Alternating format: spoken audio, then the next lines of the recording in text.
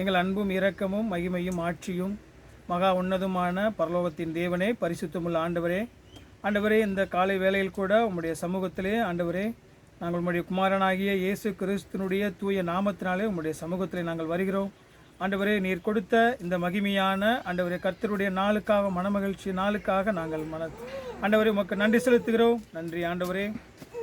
ஆண்டவரே, எத்தனையோ ஆண்டவரே சூழ்நிலை மத்தியிலும் ஆண்டவரை தொடர்ச்சியாக ஆண்டவரே இந்த திருச்சபையை நீ ஆசீர்வதித்து ஆண்டவரே, நீர் தெரிந்து கொள்ளப்பட்ட ஜனங்களுக்கு உம்முடைய வேத வார்த்தைகள் மூலமாக நீர் யார் என்றும் ஆண்டவரே, நீர் எதற்காக ஆண்டவரே இந்த மனிதனை பூமியில் சிருஷ்டித்து ஆண்டவரே அதனுடைய மனிதனுடைய மேன்மையான அந்த படைப்பை குறித்து கூட அதோடு கூட ஆண்டவரே உம்முடைய மகத்துவம் உள்ள அன்பை கூட ஆண்டவரை தொடர்ச்சியாக எங்களுக்கு உம்முடைய வேத வார்த்தைகள் இருந்து நீர் விளங்க பண்ணி வருகிறேன். அதற்காக நன்றி செலுத்துகிறோம். ஆண்டவரே, நாங்கள் இன்னும் உலகத்தில் உள்ளவர்களாக இல்லாதபடிக்கு உம்முடைய வேத வார்த்தைகளை நாங்கள் கேட்கும் போதும் உம்முடைய வேத வசனங்களை நாங்கள் தியானிக்கும் போதும் ஆண்டவரே, அது நீர் பேசுகிற ஜீவனுள்ள வார்த்தை என்பது நேரடியாக உம்முடைய ஆண்டவரே எங்களோடு நீர் தொடர்பு கொள்கிற வார்த்தை என்பதை கூட நாங்கள் ஆண்டவரே அதை விசுவாசித்து ஆண்டவரே அதை நம்பி அதை நாங்கள் கீழ்ப்படிய எங்கள் ஒவ்வொருவருக்கும் ஆண்டவரே நீர் உதவி செய்யும்படியாக பரிசுத்தாகிய கடல் ஒவ்வொரு இருதயங்களை கிரியை செய்யும்படியாக கூட நாங்கள் ஜெபிக்கிறோம்.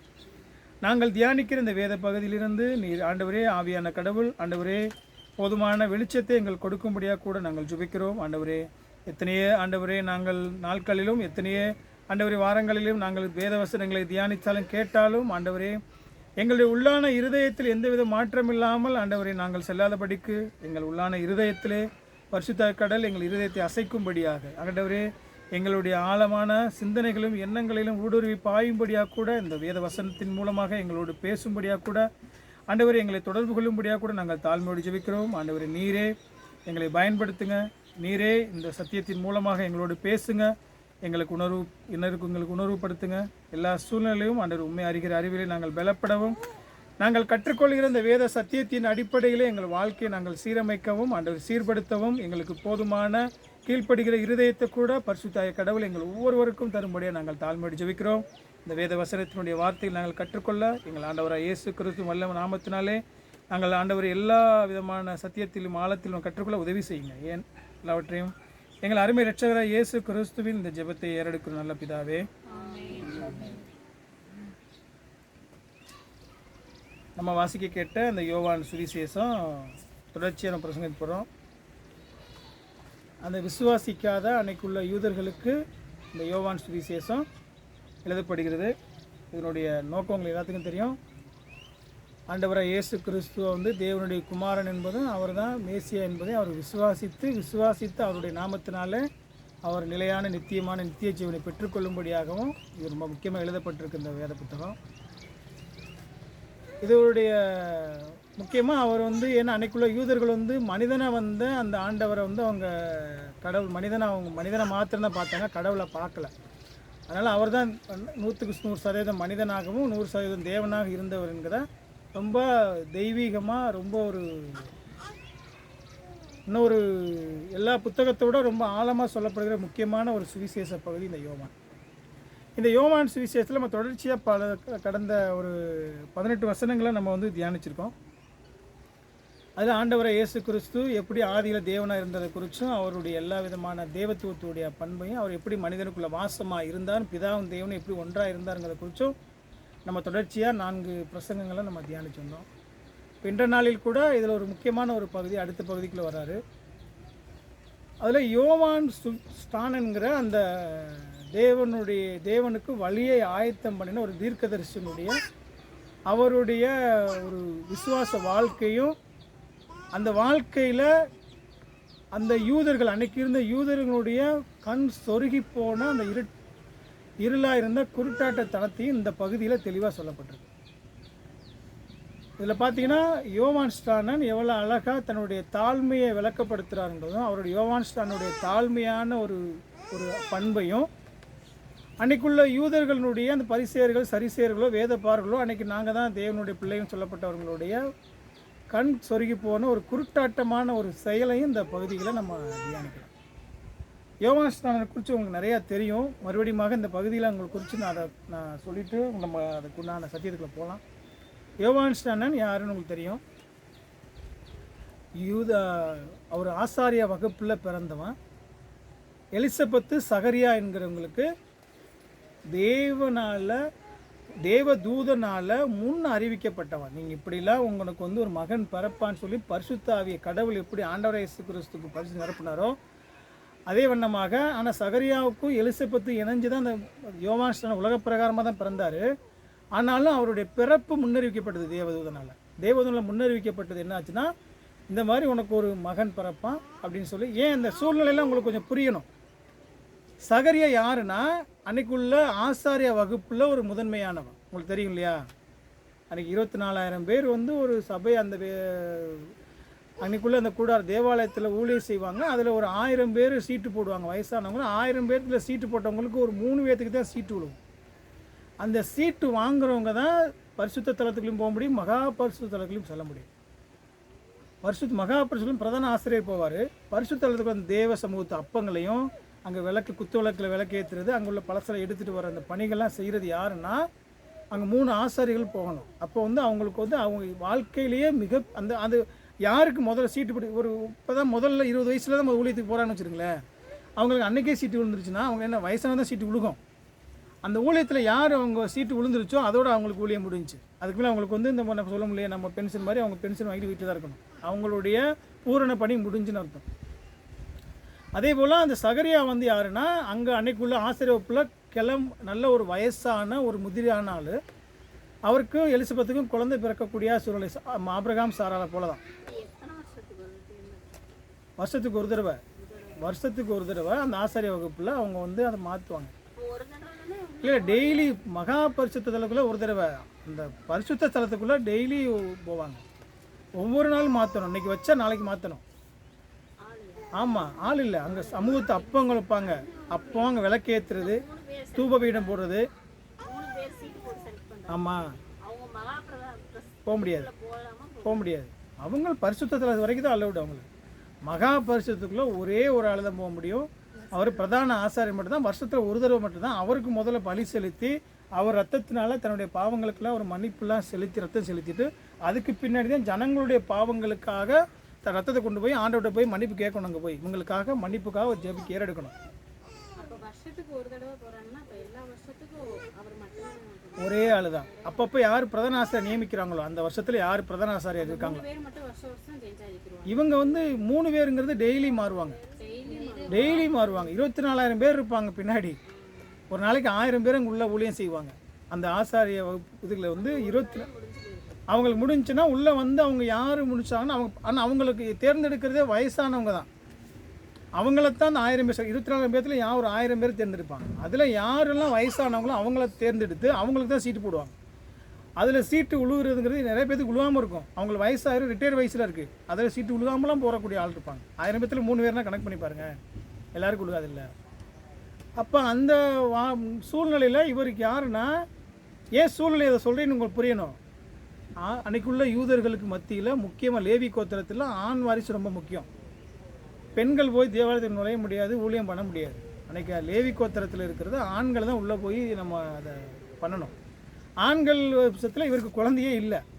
சகரியாவுக்கும் எலிசபெத்துக்கும் குழந்தையே இல்லை. ஏன்னா ஒரு ஆசாரியம் நல்லா நீங்கள் படித்து பார்த்தீங்கன்னா அது வாழ்க்கையெல்லாம் படித்து பார்த்தீங்கன்னா ரொம்ப நல்ல பரிசுத்தமான நீதியின்படி வாழ்ந்தவன். 2 பேருமே ஒழுக்கமாக வாழ்ந்தவங்க, ரொம்ப கடவுளுக்காக வைராக்கியம் உண்மையாக வாழ்ந்தவங்க. குழந்தைய இல்லைங்கும்போது எவ்வளோ ஏளனம் பேச்சு, எவ்வளோ தூசணும். அன்றைக்குள்ள நாட்கள்லாம் அவங்கள வந்து ரொம்ப பாவின்னு சொல்லுவாங்க. இப்படி சூழ்நிலையில் தான் கடைசி காலத்தில் கடைசி நிமிஷத்தில் அவருக்கு அந்த வாய்ப்பு கிடைக்குது. அந்த வாய்ப்பில் ஏன்னா உள்ளே போகும்போது தேவதூதனால் அவருக்கு அந்த குழந்தை வந்து அவருக்கு வாக்களிக்கப்படுது. அப்படி வாக்களிக்கப்பட்டு பிறந்த ஒரு உன்னதமான ஒரு குழந்தை அந்த யோவான் ஸ்நானன். யோவான் ஸ்நானன் யாருன்னா தேவதூதனால் முன்னறிவிக்கப்பட்டு அவருக்கு என்ன பேர் வைக்கணும்னு சொல்லக்கொண்டு முதல்ல சொல்லப்பட்டிருக்கு. அவருக்கு யோவான் சொல்லி பேருன்னு சொல்லி அங்கேயே சொல்லப்பட்டுச்சு. நம்ம அதுக்கு பின்னாடி வந்து அந்த சகரியா செஞ்ச காரியமோ அவருக்கு வந்து வாய் வந்து அவர் பேச முடியாது போனதெல்லாம் இந்த பகுதிக்கு சம்மந்தம் இல்லாது. ஆனால் அவர் பிறப்பு வந்து எவ்வளோன்னா மேன்மையான ஒரு காரியத்தோடு அந்த உலக பிரகாரம் மேன்மையாக பிறக்கப்பட்டவன் இந்த யோவான் ஸ்நானன். இந்த யோவான் ஸ்நானனை குறித்து 4 பகுதியுமே சொல்லப்படும். சுவிசேஷ பகுதிகளில் 4 சுவிசேஷ பகுதியுமே சொல்லப்படும். முக்கியமாக சில பகுதியில் சொல்லாமல் இருக்கோன்னா இந்த யோவான் ஸ்நானனை குறித்து 4 பகுதியும் முக்கியமாக பேசுது. ஏன்? பழைய ஏற்பாட்டு உடன்படிக்கைக்கு வந்து கடைசி தீர்க்கதரிசி யோவான் ஸ்நானன். புதிய ஏற்பாட்டுக்கு முதல் தீர்க்கதரிசி யோவான் ஸ்நானன். பழைய ஏற்பாட்டு உடன்படிக்கையெல்லாம் பலிகள், அது தேவாலயத்தினுடைய பலிகள், அதனுடைய ஆராதனை முறைகள்லாம் முடியுது இவரோட. ஆண்டவர் இயேசு கிறிஸ்து வந்தால் தான் எல்லாத்தையும் நிறைவேற்றி அவர் புதிய உடன்படிக்கை வைக்கிறார், புதிய ஏற்பாட்டு வைக்கிறார் இல்லையா. ஏன்னா இப்போ நம்ம போய் யாருமே முன்னாடியெல்லாம் பார்த்தீங்கன்னா ஒரு கிறிஸ்தவங்க ஒரு பரலோகம் போகணும், ரட்சிக்கப்படணும்னு சொன்னால் வருஷத்தில் இத்தனை தடவை எருசலேமுக்கு போய் தேவாலயத்தில் போய் நம்ம சடங்காச்சலாம் செய்யணும். நீங்கள் நானும் அதை செய்யணும். இன்றைக்கி வந்து ஆண்டவர் இயேசு கிறிஸ்து பூமியில் பிறக்கலைன்னு சொன்னால் நீங்கள் பரலோகம் போகணும்னு சொன்னால் இதை தான் நியதி. அதனால தான் மற்ற மதங்கள்லேருந்து யூத மதங்களுக்கு மாறி விருத்த சேதனை பண்ணுவாங்க, சுண்ணத்து பண்ணுறது, இந்த மாதிரி அவங்களுக்கு உண்டான சடங்காச்சலாம் செஞ்சு அவங்க பலி செலுத்துவாங்க. போஜன பலி, சமாதான பலி, குற்ற நிவாரண பலி, பாவ நிவாரண பலிலாம் பலி செலுத்தி தான் அவங்க வந்து அதுக்கடுத்து தான் தங்கள் வந்து பரலோக ராஜ்யத்துக்கும் சொந்தமாக முடியும். இப்போ இந்த காரியங்களும் உங்களுக்கு புரியுதான்னு தெரியல. உங்களுக்கு இப்படிலாம் இருந்த சூழ்நிலையில் பழைய ஏற்பாட்டு எல்லா பலிகளும் ஆண்டவரை இயேசு கிறிஸ்துக்குள்ளே பூரணமாக அவர் செஞ்சு, அதான் திரைச்சலையெல்லாம் தேவாலயத்தை ரெண்டாக கிழிஞ்சு அந்த தேவாலயத்தினுடைய எல்லா வழிகளையும் திறக்கிறார். எல்லாருமே இன்றைக்கி வந்து மகா பரிசுத்தத்துக்குள்ளே வரக்கூடிய மிகப்பெரிய ஒரு மேலான பாக்கியத்தை அதனால சொல்கிறார் ஆண்டவர், நீங்கள் ராஜாக்களும் ஆசாரியரும் நீங்கள் தீர்க்க தரிசிகளுமாக இருக்கிறீங்கன்னு சொல்லி. நம்ம ஒவ்வொரு ரசிக்கப்பட்ட ஒவ்வொருத்தையும் சொல்லும்போது நீங்கள் யார், நம்மளுக்கு வந்து நம்ம எல்லாம் எல்லாருமே இப்போ நம்ம யாருன்னா முன்னாடி ராஜாவுன்னா ராஜா, தீர்க்கதரிசி, ஆசாரி, இவங்க 3 பேரை தான் இந்த பரிசுத்த எண்ணெய் நல்லா அபிஷேகம் பண்ணுவாங்க. தெரியுமில்ல உங்களுக்கு பழைய ஏற்பாட்டில் பரிசுத்தாவிய கடவுள் இப்போ இருக்கிற மாதிரி எல்லார் இருதயங்களிலும் முன்னாடி இல்லை. யாரெல்லாம் இப்போ இன்றைக்கி பரிசுத்தாவியால் நிரப்பப்பட்டாங்க. அதனால தான் இன்றைக்கி வந்து அந்த பரிசுத்தாவி நிரப்பதை குறித்து நிறையா ஜனங்களுக்கு குளறுபடி தவறான உபதேசங்கள் இருக்கிறாங்க. இன்றைக்கி அப்படி இல்லை. பரிசுத்தாவிய கடவுள் விசுவாசிக்கிற ஒவ்வொரு ஆத்மாக்குள்ளேயும் எப்போ ஆண்டவரை இயேசு கிறிஸ்துவ சுவிசேஷம் பிரசங்கப்படுதோ, எப்போ அவங்க ஆண்டவரை இயேசு கிறிஸ்துவ விசுவாசிக்கிறாங்களோ, விசுவாசிக்கும் போது அவங்க இருதயத்துக்குள்ளே அவர் உள்ளே வந்ததுனால தான் நம்ம வாசம் பண்ணிக்கிற ஆலயமாக இருக்கிறோம். நீங்கள் நானும் தேவனுடைய தேவாலயமாக இருக்கிறோம். நம்ம எதுக்கு சொல்கிறோம்? இப்போ நீங்கள் நானும் இன்றைக்கி வந்து ஒரு தேவனுடைய ஆலயமாக நம்ம மற்ற ஜனங்களுக்கு முன்னாடி இருக்கிறோம். அப்போ அன்றைக்கி அந்த தேவாலயத்தினுடைய பலிகள்லாம் நிறைவேறி கிறிஸ்துவுக்குள்ளே புதிய உடன்படிக்கை வருது. புதிய உடன்படிக்கையுடைய முதல் தீர்க்கதரிசி இந்த யோவான் ஸ்நானம். பழைய ஏற்பாட்டுடைய காலத்திலையும் பேசினா புதிய ஏற்பாட்டில் மனம் திரும்புங்கள், பரலோக ராஜ்யம் சமீபித்திருக்கிறது. ஏன் அவன் வந்து முதல்ல எல்லாருக்கும் முன்னாடியும் அந்த பரலோக ராஜ்யத்தை குறித்து பேசினாங்கிறத நீங்கள் நல்லா கவனித்து படிக்கணும். ஏன்னா யோவான் ஸ்நானனை குறித்து அவர் ஆண்டவர் சொல்லும்போது ஆதாம்லேருந்து நீங்கள் ஆபிரகாம் எடுத்துக்கிறீங்க, மோசே எடுத்துக்கிறீங்க, அதுக்கு பின்னாடி வந்த தாவீதா இருக்கட்டும், எத்தனையோ தீர்க்கதரிசி எலியா, எரேமியா, நீங்கள் எத்தனையோ தீர்க்கதரிசி எடுத்தாலும் கடைசி தீர்க்கதரிசி வரைக்கும் ஆண்டவர் சொல்கிறாரு. ஏலியா ஏவனோக்கெலாம் பார்த்தீங்கன்னா அவங்க சாகக்கூட இல்லை, உயிரோடையே பூமியில் பரலோகத்துக்கு எடுத்துக்கொள்ளப்பட்டாங்க. ஆனால் இவங்க எல்லா காட்டிலும் ஆண்டவர் சொல்கிறாரு, ஸ்திரீகளிடத்தில் பிறந்தவரிடத்தில் யோவான் ஸ்நானை பார்க்கிலும் மேலானவன் யாருங்க. நல்லா கவனிக்கிறீங்களா? அதெல்லாம் உங்களுக்கு புரியுதுன்னு பாருங்கள். யார் யோவான் ஸ்நானன்? யார்? பூமியில் ஒரு ஆணும் பெண்ணும் சேர்ந்து பிறந்த ஒரு மனிதனுடைய பிறப்புலேயே யோவான் ஸ்நானை பார்க்கிலும் மேலானவன் கிடையாது. ஏன்னா அதை காட்டிலும் பழைய ஏற்பாட்டில் நீங்கள் கணிச்சு பார்க்கணும். ஒவ்வொரு நாளும் எவ்வளோ மோசே வந்து இஸ்ரேல் ஜனங்களை எவ்வளோ கஷ்டப்பட்டு வழி நடத்தினார், எத்தனையோ ஜனங்களுக்கு முன்னுதாரணமாக இருந்தார். தாவீது எவ்வளவோ போரிட்டு எத்தனையோ தேசங்களை அவ்வளோ கடவுளுக்காக வைராக்கியம் வாழ்ந்து தேவாலயம் கட்டுறதுக்கு அவ்வளோ வைராக்கியம் வாழ்ந்தார். ஏசாயா வந்து கடைசி வரைக்கும் அவங்க தீர்க்கதரிசனம் சொல்லிக்கிட்டே இருந்தார். அவர் கடைசியில் வாளால் அறுப்புன்னு செத்தார். எரேமியாவும் யாருமே சொல்லி அழுது சிறைச்சாலையில் போட்டு அடைச்சாங்க, ரொம்ப பாடுபட்ட. அப்படி நிறைய தீர்க்கதரிசிகளை சொன்னாலும் ஒரு அற்புதமும் செய்யலை. ஒரு சொல்லப்போனால் இங்கே பூமியில் வாழ்ந்து அவர் எந்த விதமான ஒரு மகிமையாவோ மேன்மையாவோ அவங்க காமிக்கப்படலை. ஆனால் அவரை குறித்து ஆண்டவர் சொல்கிற வார்த்தை, பூமியில் ஸ்திரீகளிடத்தில் பிறந்திடத்தில் யோவான் ஸ்நானை பார்க்கலும் மேன்மையான ஒருவனை. ஏன் வந்து இந்த விசுவாச மார்க்கத்துக்கும் பழைய ஏற்பாட்டினுடைய மார்க்கத்துக்கும் இன்றைக்கி எல்லாமே எனக்கு என்ன நினைக்கிறோன்னா, ஏன் வந்து நம்ம அந்த அற்புதத்தை குறித்து இங்கே அதிகமாக பேசுகிறோங்கிறது நீங்கள் சரியாக புரியணும். ஏதோ வந்து உங்களுக்கு சில குழப்பங்களோடையும் சில ஏதோ நீங்கள் தவறான குழப்பங்களோட போயிடக்கூடாது. ஏன் அற்புதத்தை முக்கியப்படுத்தலைன்னா, ஒரு கடவுளை அறிந்து கொள்வதற்கும் கடவுள் மேலே விசுவாசம் வைக்கிறதுக்கும் தான் கண்ணால் காண்கிற அற்புதம் முக்கியம் இல்லை. ஒரு விசுவாச மார்க்கத்துக்கு இந்த வேதம் தான் அடிப்படை. அவர் கேட்குறாரு, சீமோனே நீ கண்டு விசுவாசிப்பதை காட்டிலும் காணாமல் விசுவாசிக்கிறவன் பாக்கியவான்கிறார். இப்போ நம்ம காணாததை விசுவாசிக்கிறது மாத்திரம் இல்லை, அவங்க சொல்லும்போது சுவிசேஷத்தில் பிரசங்கம் பண்ணும்போது எல்லா இடங்களையும் அவர் யோவான் ஸ்நானன் வந்து அவங்கள எல்லா இடங்களையும் ரொம்ப வந்து ஒரு கொஞ்சம் கூட ஒரு ஒரு அவங்களுக்கு ஏற்ற மாதிரியோ ஜனங்களை புகழ்கிற மாதிரியோ எதுக்குமே அவர் பேசலை. அவங்களெல்லாம் வருங்கோபத்துக்கு தப்பித்துக்குள்ள உங்களை வகை காட்டினவன் யார்? பிரியன் பாம்பு குட்டிகளே அப்படின்னு சொல்லி அவங்கள வந்து ரொம்ப இன்னும் வந்து கீழான வார்த்தைகளை தான் நீங்கள் பேசுகிறத பார்க்க முடியும். அப்படிப்பட்ட யோவான் ஸ்நானன் இன்றைக்கி வந்து ஆண்டவர் கொடுக்குற தேவாதி தேவனே கடவுள் மனிதனாக இருக்கும்போது அவர் கொடுக்குற மேலான இதோட சாட்சி யாருக்குமே கொடுக்கலான்னு முக்கியமான ஒரு சாட்சி கொடுக்குறார். இப்போ அவருடைய பேசி தான் படிக்கிறோம். அவர் அப்படிப்பட்ட யோவான் என்ன சொல்கிறார் பாருங்களேன். அவர் என்ன சொல்கிறாரு, நான் வந்து ஆண்டவருடைய பாதரட்சி மேசியாவுடைய பாதரட்சியின் வாரை அவிழ்ப்பதற்கும் நான் பாத்திரன் அல்ல. பாருங்கள், அதனுடைய கடவுளுடைய அந்த நோக்கத்தை அவருடைய சித்தம் வந்து என்னென்னா, அவர் அற்புத அடையாளமோ அங்கே மிகப்பெரிய ஒரு வல்லமையான பிரசங்கமோ அங்கே ஜனங்களுக்கு முன்பாக எல்லாம் மேன்மையான காரியமும் அவர் செய்யலை.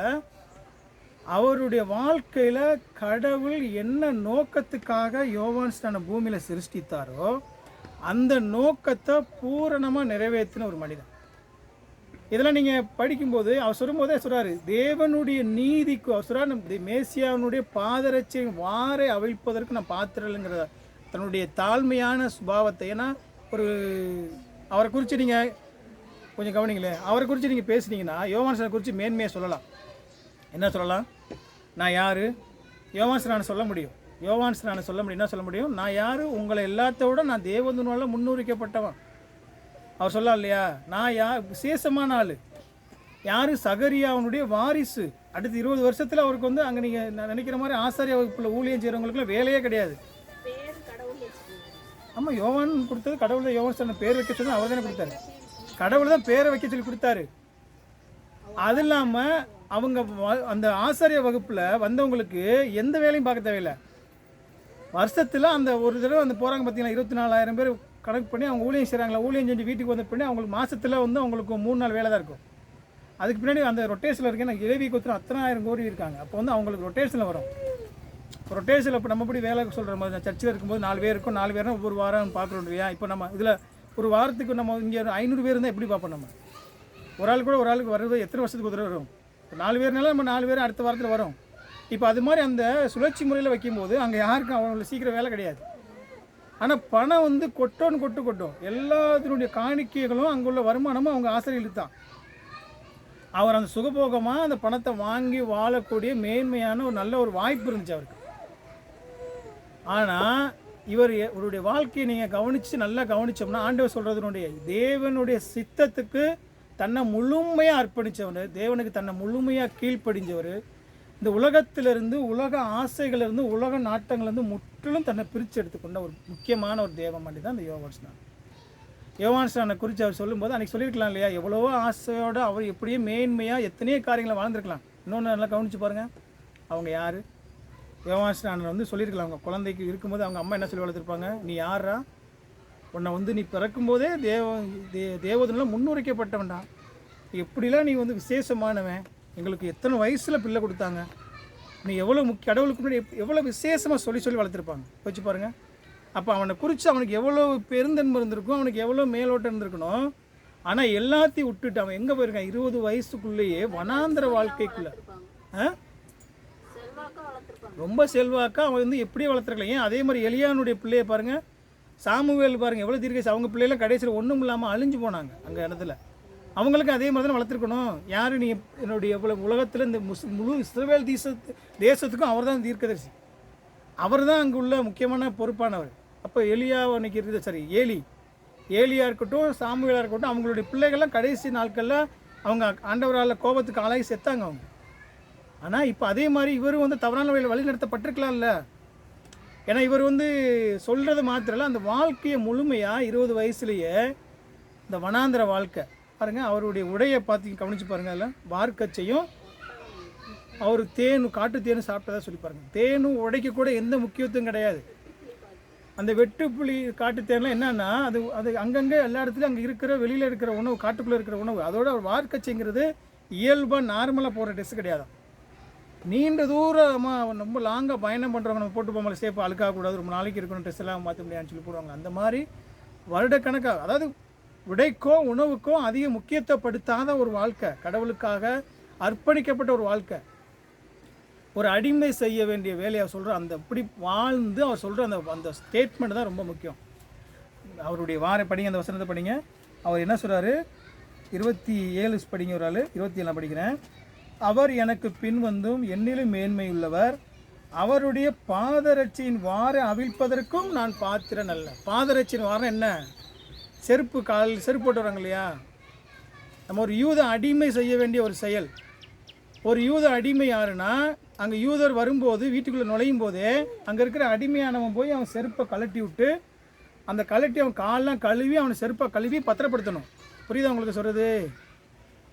ஒரு யூதர் வராருன்னா அவருடைய அடிமையாக இருக்கிறவங்க செய்கிற வேலை. அவர் யூதனாக இருக்கிற எஜமான் வந்து வீட்டுக்குள்ளே நுழையும் போதே வாசப்படியில் வந்து அவர் செருப்பை கையில் கழட்டி அதை கழுவி காலை கழுவி செருப்பை கழுவி பத்திரப்படுத்தி அவரை வந்து வைக்க வேண்டிய ஒரு முக்கியமான ஒரு வேலை அந்த அடிமைக்கு. அந்த வேலையை செய்கிறதற்கும் அசுரார் மேசியாவினுடைய நீதிக்கும் அவருடைய பரிசுத்தத்துக்கும் அவருடைய மேன்மைக்கு முன்னாடி நான் வந்து அதுக்கு கூட தகுதி இல்லாத அருகதையற்றவன். அந்த ஒரு தாழ்மையான ஒரு குணத்தை வந்து ஒவ்வொரு இடங்களில் நம்ம தியானிக்கும் போது ஆண்டவருடைய அந்த மேலான ஒரு அந்த மகத்துவத்தை தியானிக்கும் போது புரியணும். அவர் சொல்கிறாரு, இன்னும் வந்து அவர் சொல்கிறார் எல்லா இடங்கள்லையும் நல்லா நம்ம இந்த இதெல்லாம் கவனிக்கும் போது நம்ம என்ன புரியுங்கிறது நம்மளுக்கு தெரிஞ்சே வரணும். ஏன்னா நம்மளுக்கு மேலோட்டமாக சொல்கிறோம், சத்தியத்திலிருந்து அந்த சத்தியத்தின் அடிப்படையில் அவங்க பேசும்போதே, இப்போ நீங்கள் எல்லாமே ஓரளவுக்கு கடவுளுடைய கிருபையினால் நல்ல ஞானமாக கடவுளுடைய உங்களுக்கு படிப்பை கொடுத்துருக்காரு, நல்ல ஒரு புரிந்து கொள்கிற ஞானத்தை கொடுத்துருக்காரு. ஆனாலும் இந்த வேத சத்தியத்தை தியானிக்கும் போது அது மேலோட்டமாக கேட்டுட்டு நம்ம வந்து அது சரியான ஒரு ஆழத்துக்குள்ளே போக முடியல. நம்ம அந்த ஆழத்தை புரியணும். இப்போ சொல்கிறாரு, நீங்கள் அவங்க பிரித்தெடுக்கப்பட்ட வாழும்போதும் அவங்க அம்மா சொல்லி வளர்க்குறது மாத்திரல எவ்வளோ மேன்மையானவும் சொல்லி வளர்க்குறாங்க. அவங்க பிறப்பை குறித்து எல்லா இடங்களையும் இன்றைக்கி வந்து குழந்தைய குறித்து நம்ம எப்படி சொல்கிறோம்? நம்ம இன்றைக்கி ஒவ்வொரு குழந்தையும் அவங்க ஆண்டவருடைய கிருபையினால் என்ன சொன்னாங்க? யோவான் ஸ்நானனை நீ எப்படிலாம் பிறந்தீன்னு சொல்லி அவங்கள குறித்து கடவுளை குறித்து உயர்வை எப்படி காமிச்சிருப்பாங்க? உண்மையாக மேன்மையாக கடவுளுடைய அன்பை குறித்தும் உன்னுடைய நீ பிறக்கிறத குறித்து எப்படிலாம் சொல்லியிருப்பாங்கன்னு சொல்லி அவங்க அம்மா 100 தடவையாக சொல்லியிருப்பாங்களா குறைஞ்சபட்சம் சின்ன பிள்ளைலேருந்து. நீ விசேஷமானவன்டா, நீ மேன்மையானவனான்னு சொல்லி. இன்றைக்கி நல்லாவே கவனிங்க, பூமியில் பிறக்கிற ஒவ்வொரு குழந்தையும் அவ்வளோ விசேஷமானங்கிறத நம்மளுக்கு அது புரிகிறதே இல்லை. நம்ம பிள்ளைகளும் ஒவ்வொரு குழந்தையும் கடவுளுடைய பார்வையில் எவ்வளோ உன்னதமான படைப்பின் மணிமகுடமாக நம்ம பேசுகிறோம். உன்னதமானவங்க, மேன்மையானவங்க, மனிதனை வந்து ஆனால் அதனுடைய அந்த முழு தாற்பயம் நம்மளுக்கு தெரியல. குழந்தைக்கு நம்ம சொல்லிக் கொடுக்க வேண்டிய செயல் யார்? உலகத்தில் எத்தனையோ ஜனங்கள் இருக்காங்க, எவ்வளவோ எவ்வளவோ இன்றைக்கி நல்ல பணக்காரங்க இருக்காங்க, எவ்வளவோ அறிவாளி இருக்காங்க, எவ்வளோ டாக்டர்ஸ் இருக்காங்க, எவ்வளவோ இன்ஜினியர் இருக்காங்க. இதை விட இன்னும் வந்து உலகத்தால் அதிகாரத்துலேயும் நல்ல பதவியிலையும் இன்றைக்கி அவங்களுடைய வாழ்க்கை தரத்துலேயும் மேலானவங்க எத்தனையோ இங்கே ஜனங்களை. அவங்களுக்கெல்லாம் இருந்தாலும் அவங்களுக்கு கடவுள் யாருன்னு தெரியல. மெய்யான ஒரே கடவுள் யாருங்கிறத அறிவு அவங்களுக்கு இன்ன வரைக்கும் புலப்படலை. புரியுதா? அவங்களுக்கு கடவுளை குறித்து தெரியல, மெய்யான கடவுளுடைய அன்பு தெரியலை, ஆண்டவரை இயேசு கிறிஸ்துவனுடைய மகிமை தெரியல. ஆனால் உங்களுக்கு எனக்கும் ஆண்டவர் தன்னுடைய பிள்ளை யாருன்னு சொல்லி தான் யாருங்கிறத நம்மளுக்கு முழுசாக வெளிப்படுத்தியிருக்கிறார். அல்லேலூயா. அவர் யாருன்னு வெளிப்படுத்தியிருக்கிறாரு. அவருடைய அன்பை நம்மளுக்கு சொல்லிக்கிட்டே வர்றாரு. அவர் எப்படியெல்லாம் நீங்கள் உங்களை நான் மீட்டிருக்கே, நீங்கள் எவ்வளோ பரலோகராஜ்ய சொந்தக்காரங்க, எவ்வளோ மேன்மையாக சொல்லிக்கிட்டே வர்றாரு. நம்ம இதை சொல்லி குழந்தைகளுக்கு வளர்க்குறோமா? நம்ம குழந்தைகளுக்கு நம்ம எப்படி வளர்க்குறோம்? கொஞ்சம் கவனிங்க. நம்ம குழந்தைகளுக்கு வளர்க்குற வளர்ப்பு முறை எப்படி இருக்குது? நம்ம இந்த மாதிரி முக்கியமான காரியங்கள் எவ்வளவோ இருக்குது. நம்ம குழந்தைகளுக்கு பயத்தையும் பாவத்தையும் பார்த்திங்கன்னா அதுகளுக்கு ஏதோ ஒரு இந்த உலகத்தினுடைய நாட்டத்தையும் சொல்லி தான் வளர்க்குறோம். நல்ல பயத்தை கொடுக்குறோம், பாவத்தை குறித்து நல்லா அவங்களுக்கு வந்து பாவத்தினுடைய சிந்தனைகளை வளர வைக்கிறோம். உலகத்தினுடைய ஆசபாசங்கள்லாம் நிறைய நாட்டத்தை கொண்டு உணர்ச்சிக்கு ததும்ப அவங்களை வளர்க்க நினைக்கிறோம். நம்ம இது நிறைய நீங்கள் யாருமே வருத்தப்பட்டாலும் ஒன்று சொல்ல வேண்டிய முக்கியமான காரியம், இன்றைக்கி வந்து சடங்காச்சாரமான போலியான தவறான ஒரு பழக்கவழக்கங்கள் நம்ம சொல்லுவோம் இல்லையா? உலகத்தில் அந்த சொல்கிற அந்த மூடநம்பிக்கை பழக்கம் நிறையா இருக்கும். அவன் அந்த கயிறை கட்டினா காலில் கட்டினா சரியாண்டுவான், தாயத்து கட்டினா சரியாண்டுவான். நம்ம என்ன சொல்கிறோம்? தலைக்கு பைபிள் வச்சுக்கிறோம். அதை விட என்ன வித்தியாசங்க? தலைக்கு பைபிள் வச்சுக்கிறோம், இயேசு ரத்தம் செய்யுன்னு சொன்னால் போதும். நம்ம ஒவ்வொரு காரியத்துலேயும் கடவுளுடைய அதாவது அந்த ஒரு உன்னதமான மகிமையை நீங்கள் நல்லா கவனிக்கும் போது திருப்பி அதுதான்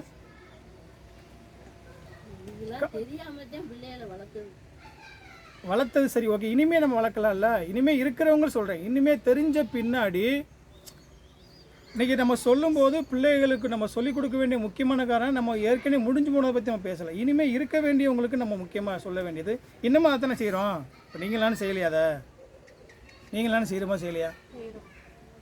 பிள்ளைகளுக்கு வந்து நீ யார், எப்படிப்பட்ட விசேஷமான பிள்ளை, நீ யார், கடவுளால் உலகத்துலேருந்து பிரித்தெடுக்கப்பட்டவங்க, உன்னை வந்து கடவுள் முன்குறித்து உன்னை இங்கே பிறக்க வச்சுருக்கிறாரு, நீ விசேஷமான பிள்ளை, நீ எவ்வளோ உயர்வான தெரியுமா, மற்ற எல்லாத்தோட இவ்வளோ பேர் இருக்காங்களே எல்லாத்தோட எவ்வளோ மேன்மையான பிள்ளை தெரியுமா? நீ உனக்கு சின்ன குழந்தையிலேயே பிறக்கும் போதே, நீ கருவில் இருக்கும்போதே நீ கடவுளுடைய வசனங்களை கேட்டு பிறந்தவில்லை. உனக்கு வசனமாக தெரிஞ்சிச்சு, உனக்கு கடவுள் யாருன்னு உங்களுக்கு எங்களுக்கெல்லாம் எத்தனை வயசு வெளிப்படுத்தினாங்க, எங்களுக்கெல்லாம் உங்களுக்கெல்லாம் பாருங்கள் எவ்வளோ பெரிய மேலான காரியம். இதை சொல்லி வளர்க்குறோம். நம்ம சின்ன குழந்தைகளுக்கு கடவுளுடைய அன்பை குறித்தும் நம்ம சொல்லும்போது சின்ன சின்ன காரியங்களில் வந்து சின்ன காரியம்தான், அது ப்ராக்டிக்கல் லைஃப்பில் நம்ம அதுக்கு அப்ளிகேஷனே போகிறது நம்ம லைஃப். பிள்ளைகளுக்கு என்ன ஏசு ரத்தம் ஜெயின்னு சொன்னால் போதும், சும்மா வந்து சிலுவை போட்டால் போதும், தலைக்கு பைபிள் வச்சா போதும், மூட நம்பிக்கையை சொல்லி வளர்க்குறவங்களா இருக்கிறோம். எவ்வளவு விசேஷமானவங்க, எதுக்காக நீ பூமியில் பிறந்திருக்க, யோவான் ஸ்நானனை குறித்து வளர்க்கும்போது அவருடைய சித்தத்தை தேவன் எதுக்காக யோவான் ஸ்நானனை பூமியில் சிருஷ்டித்தார் அப்படிங்கிறத அந்த அம்மா வந்து அவங்களுக்கு தெளிவாக சொல்லி சொல்லி வளர்த்தாங்க. வளர்த்துறதுனுடைய விளைவு தான் அவருடைய அந்த மேன்மையான உலகத்தினுடைய எவ்வளோ ஆசபாசங்களுக்கும் உலகத்தினுடைய எல்லா விதமான சுகபோகம் வாழ்க்கைக்கும் அவர் விலகி போயிட்டார். அவர் அன்றைக்கி வரலையே. அன்றைக்கி இதே யூதர்கள் வந்து எவ்வளோ பணத்தில் கொள்ளிச்சு வாழ்ந்தாங்க. இவங்களெல்லாம் பிரித்து போய் வனாந்தர வாழ்க்கையில் பாருங்கள், அங்கே விரியன் பாம்புகளும் சாதாரணமாக காடில் மேட்டில் விஷப்பாம்புகள் உள்ள இடம். அது ஒரு சாதாரணமாக ஒரு இடத்துல பிளங்குற பாம்புலாம் பிளங்குற இடமா அவருடைய வேத அறிஞர்கள் சொல்கிறாங்க. அப்படிப்பட்ட சூழலை வாழ்ந்துறார் அவர். தன்னோட வந்து உலகத்தில் வந்து உலகத்துக்காக எந்த விதமான காம்ப்ரமைஸ் பண்ணலை. அங்கே உள்ளவங்ககிட்ட பிரசங்கம் பண்ணும்போதும், ஏரோதிட்ட பேசும்போதும், அங்கே உள்ள கீழே இருக்கிற கீழானவங்ககிட்ட பேசும்போதும், ரொம்ப அடிமட்டத்தில் இருக்கிறவங்க பேசும்போது ஒரே மாதிரி வேதத்தை சரியான வழியில் பேசுகிறார். காம்ப்ரமைஸே கிடையாது.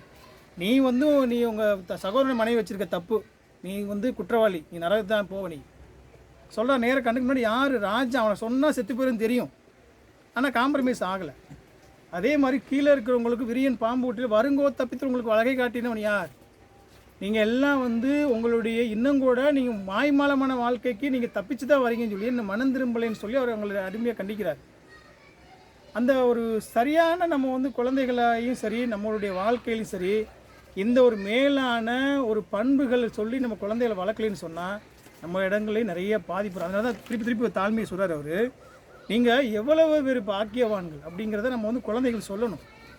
இன்றைக்கி நம்ம சொல்லும்போது அதெல்லாம் சொல்கிறது. யோவான் 6 சொல்கிறாரு, 6:44 படிங்க. பிதா ஒருவனை இழுத்து கொள்ளாவிட்டால் நீங்கள் என்னிடத்து வரமாட்டீர்கள். இன்றைக்கி ஏன் இந்த வசனங்களை நம்ம படித்து கொடுக்கணும்? பிள்ளைகளுக்கு தான் படித்து காமிக்கணும். பிதா வந்து ஒருவனை இழுத்து கொள்ளல, நீ வர முடியாது, நீ கடவுளை தேட முடியாது, நீ கடவுளை விசுவாசிக்க மாட்ட, நீ கடவுளை நம்ப மாட்ட, நீ ஜெபிக்க மாட்ட, வேதம் வாசிக்க மாட்ட, சர்ச்சுக்கு வர மாட்ட, உனக்கு வேதம் பிடிக்காது, கடவுளே பிடிக்காது. ஏன்? உன்னை கடவுள் தெரிந்து கொள்ளலைன்னா உனக்கு பிடிக்காது. உன்னை வந்து தெரிந்து கொண்டதுனால தான் நீ வந்து கடவுள் பிள்ளையா இங்கே பூமியில் பிறந்திருக்க. நம்ம சொல்லி காமிக்கணும் உங்களுக்கு. படிங்க அந்த வசனத்தை. என்னை அனுப்பின பிதா ஒருவனை இழுத்து கொள்ளாவிட்டால் என்னிடத்தில் வர முடியாது. ஆண்டவரை இயேசுக்கு சொல்றாரு, பிதா ஒருவன் வந்து முன்குறிச்சு அவனை இழுத்து கொள்ளாமல் அவர் ஏற்கனவே அவர் அங்கீகரிக்காமல் தெரிந்து கொள்ளலைன்னா நீ ஆண்டவரை இயேசு கிறிஸ்துவ விசுவாசிக்க முடியாது, அவரை தேட மாட்ட, அவரை நம்ப மாட்ட. எவ்வளோ பெரிய ஒரு சரியான ஒரு காரியத்தில் நம்ம வந்து பிள்ளைகள் சொல்லிக் கொடுக்கணும். நீ யார், எவ்வளோ விசேஷமானவன், எவ்வளவு அந்த இது பாருங்கள். நீங்களும் நானும் இதை சொல்லி நம்ம குழந்தைகளுக்கு வளர்க்கணும்னு சொன்னால் எவ்வளோ பெரிய பாக்கியவானா இருக்க, நீ எவ்வளோ பாக்கியவதியாக இருக்க. காலையில் எழுந்தது நம்ம திருப்பி நம்ம சொல்கிற காரியம். நம்ம எல்லா காரியத்திலும் நம்மளுக்கு இருக்கிற பயத்தையும் பாவத்தையும் தான் சொல்லி வளர்க்குற மொழிய கடவுளுடைய இந்த உன்னதமான ஸ்லாக்கியத்தை சொல்லி நம்ம குழந்தைகளை வளர்க்கும் போது நீங்கள் புரியாதுன்னு நம்ம நினைக்கிறோம். ஆனால் அதுகளுக்கு ஆட்டோமேட்டிக்காக அந்த பிள்ளைகளை மற்றவரோட பார்வையை பார்க்கும்போது சில தவறு செய்யும் போதும் பொய் பேசும்போதும் இந்த இடத்துல அதை யோசிச்சு பார்க்குங்க. ஆவியானவர் அப்படி கிரியை செய்வார். நம்ம வந்து அவங்கள மாதிரி செய்வங்க கிடையாது, நம்ம கடவுளுடைய பிள்ளை, அவங்களுக்கு நம்ம சாத்தா அவங்க கும்பிட்றாங்க, நம்ம சாத்தானை கும்பிடல, பிள்ளை அதுவும் ஆட்டோமேட்டிக்காக மாறிக்கணுங்க. நீங்கள் நானும் எவ்வளோ பெரிய பாக்கியவான்ங்கிற சிந்தனை நம்மளுக்கு வரணும் இல்லை. முதல்ல எனக்கு இருந்தால் தான் சொல்ல முடியும். முதல்ல நான் எவ்வளோ பெரிய பாக்கியவான், நான் எவ்வளோ பெரிய மோசமான நிலையிலிருந்து கடவுள் என்னை வந்து அவருடைய பிதா என்னை தெரிந்து என்னை அவர் குமாரனா இயேசு கிறிஸ்து எனக்காக மரித்து பரிசுத்தாய கடவுள் இன்ன வரைக்கும் எனக்கு வந்து அவருடைய வார்த்தையின் மூலமாக என்னை வழி நடத்துகிறாரு, என்னை வந்து ஆயத்தப்படுத்துகிறார், என்னை சரியான வழியில் வந்து போதிக்கிறாரு, எனக்கு இன்றைக்கு வரைக்கும் தொடர்ச்சியாக சத்தியம் கேட்க உதவி செய்கிறார். யாருக்கு இந்த வாய்ப்பு இருந்துச்சு? எத்தனையோ ஜனங்களுக்கு சுவிசேஷ வார்த்தையை கேட்க முடியாதபடிக்கு எவ்வளவு தடைகள் இருக்குது தெரியுமா உங்களுக்குலாம்? இன்றைக்கி ஆண்டவர் உங்களுக்கு எனக்கு எவ்வளோ உன்னதமாக தொடர்ந்து நம்ம ஏழமாக நினைக்கிறோம். அந்த சபையினுடைய ஆராதனையை நீங்கள் இந்த 4 பேருடைய ஆராதனை வந்து எவ்வளோ மேன்மையான காரியங்கிறத நீங்கள் பரலோகத்தில் மாத்திரம் தான் நீங்கள் புரிஞ்சுக்கணும். அது வரைக்கும் உங்களுக்கு புரியாது இல்லையா? நம்ம அன்றைக்கி ஒளியை வைக்கும்போது ஒவ்வொரு ஆளத்தான் சொல்கிறாரு. அன்றைக்கி ஆண்டவர் ஒரே நிமிஷத்தில் இஸ்ரேல் தேசங்களில் பரிசேயர்களுக்கு முன்னாடியோ தேவாலயத்திலே நின்று ஒரு பிரசங்கம் பண்ணி அங்கே எல்லாருக்கும் முன்னாடி அவர் செஞ்சுருக்க முடியும். இருதயங்களையும் அவர் ஒரே இதில் மாற்றிருக்க முடியும். ஆனால் அவர் அப்படி எடுக்கலை. கடையில் இருக்கிறவங்க, கடை மட்டத்தில் மீனவர்களை, படிக்காதவங்கள எத்தனையோ பாருங்கள், கடைசியில் இருக்கவங்களை தெரிந்து கொண்டு அந்த 12 பேர்த்தை கொண்டு முழு உலகத்துக்கும் எத்தனை பேர் ஒரு ஆளை தேர்ந்தெடுக்கிறார்? 2 பேர் முதல்ல யார்? யோவான் ஸ்நானனுடைய சீசர்கள் அந்திரேயாவும் அவங்களையும் அழைச்சிட்டு வர்றார். அதுக்கடுத்து ஒவ்வொரு ஆள் அவர் போய் பேதுரு அழைச்சிட்டு வர்றார். அவர் போய் பிலிப்பு போய் நாத்தான் வேலையில் சொல்கிறாரு. அப்படி ஒவ்வொரு ஆளாக சொல்லி சொல்லி சொல்லி சொல்லி தான் இந்த சுவிசேஷமே அதுக்கு இன்றைக்கி வந்து முழு தேசமும் பரவுச்சு. இப்போ நம்ம 4 பேர் 5 பேருங்கிறது நம்ம இந்த பூமியில் ஒரு ஆளை வச்சு முதல்ல வந்து கடவுள் ஒவ்வொரு ஜனங்களை இல்லை 100க்கு 1000க்கு கோடிக்கு அந்த அது கவுண்டிங் முதல்ல ஒன்று தானே. ஒன்று ஆரம்பித்ததுன்னு 1000 முடியும். ஆண்டவர் அந்த ஒன்றை உங்களை என்னை வச்சுருக்கும்போது நம்மளுக்கு வந்து மேலான பொறுப்பு. நீங்கள் நானும் உலகத்திலேருந்து பிரித்தெடுக்கப்பட்டவங்க, தேவ சித்தத்தை செய்ய நம்ம அர்ப்பணிக்கப்பட்டவங்க.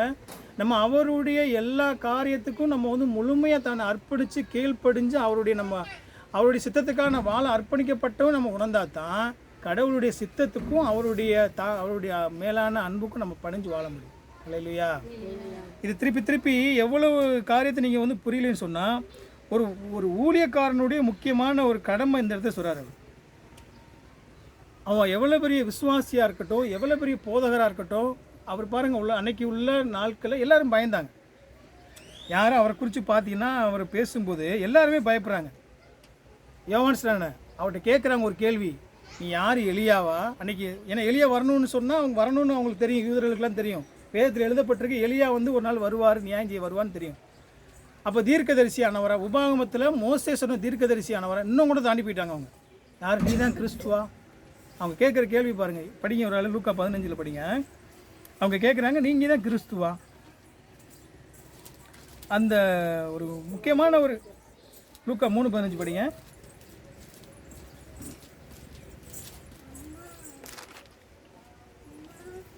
யோவானை குறித்து இவன்தான் கிறிஸ்துவோ என்று ஜனங்கள் எல்லாரும் எண்ணம் கொண்டு அவர் இதில் கேட்குறாங்க, எலியாவா தீர்க்கதரிசியான்னு கேட்டு அவங்க கடைசியில் எந்த எண்டுக்கு எவ்வளோ எக்ஸ்ட்ரீமுக்கு போகிறாங்க பாருங்க. நீர் தான் யாரு?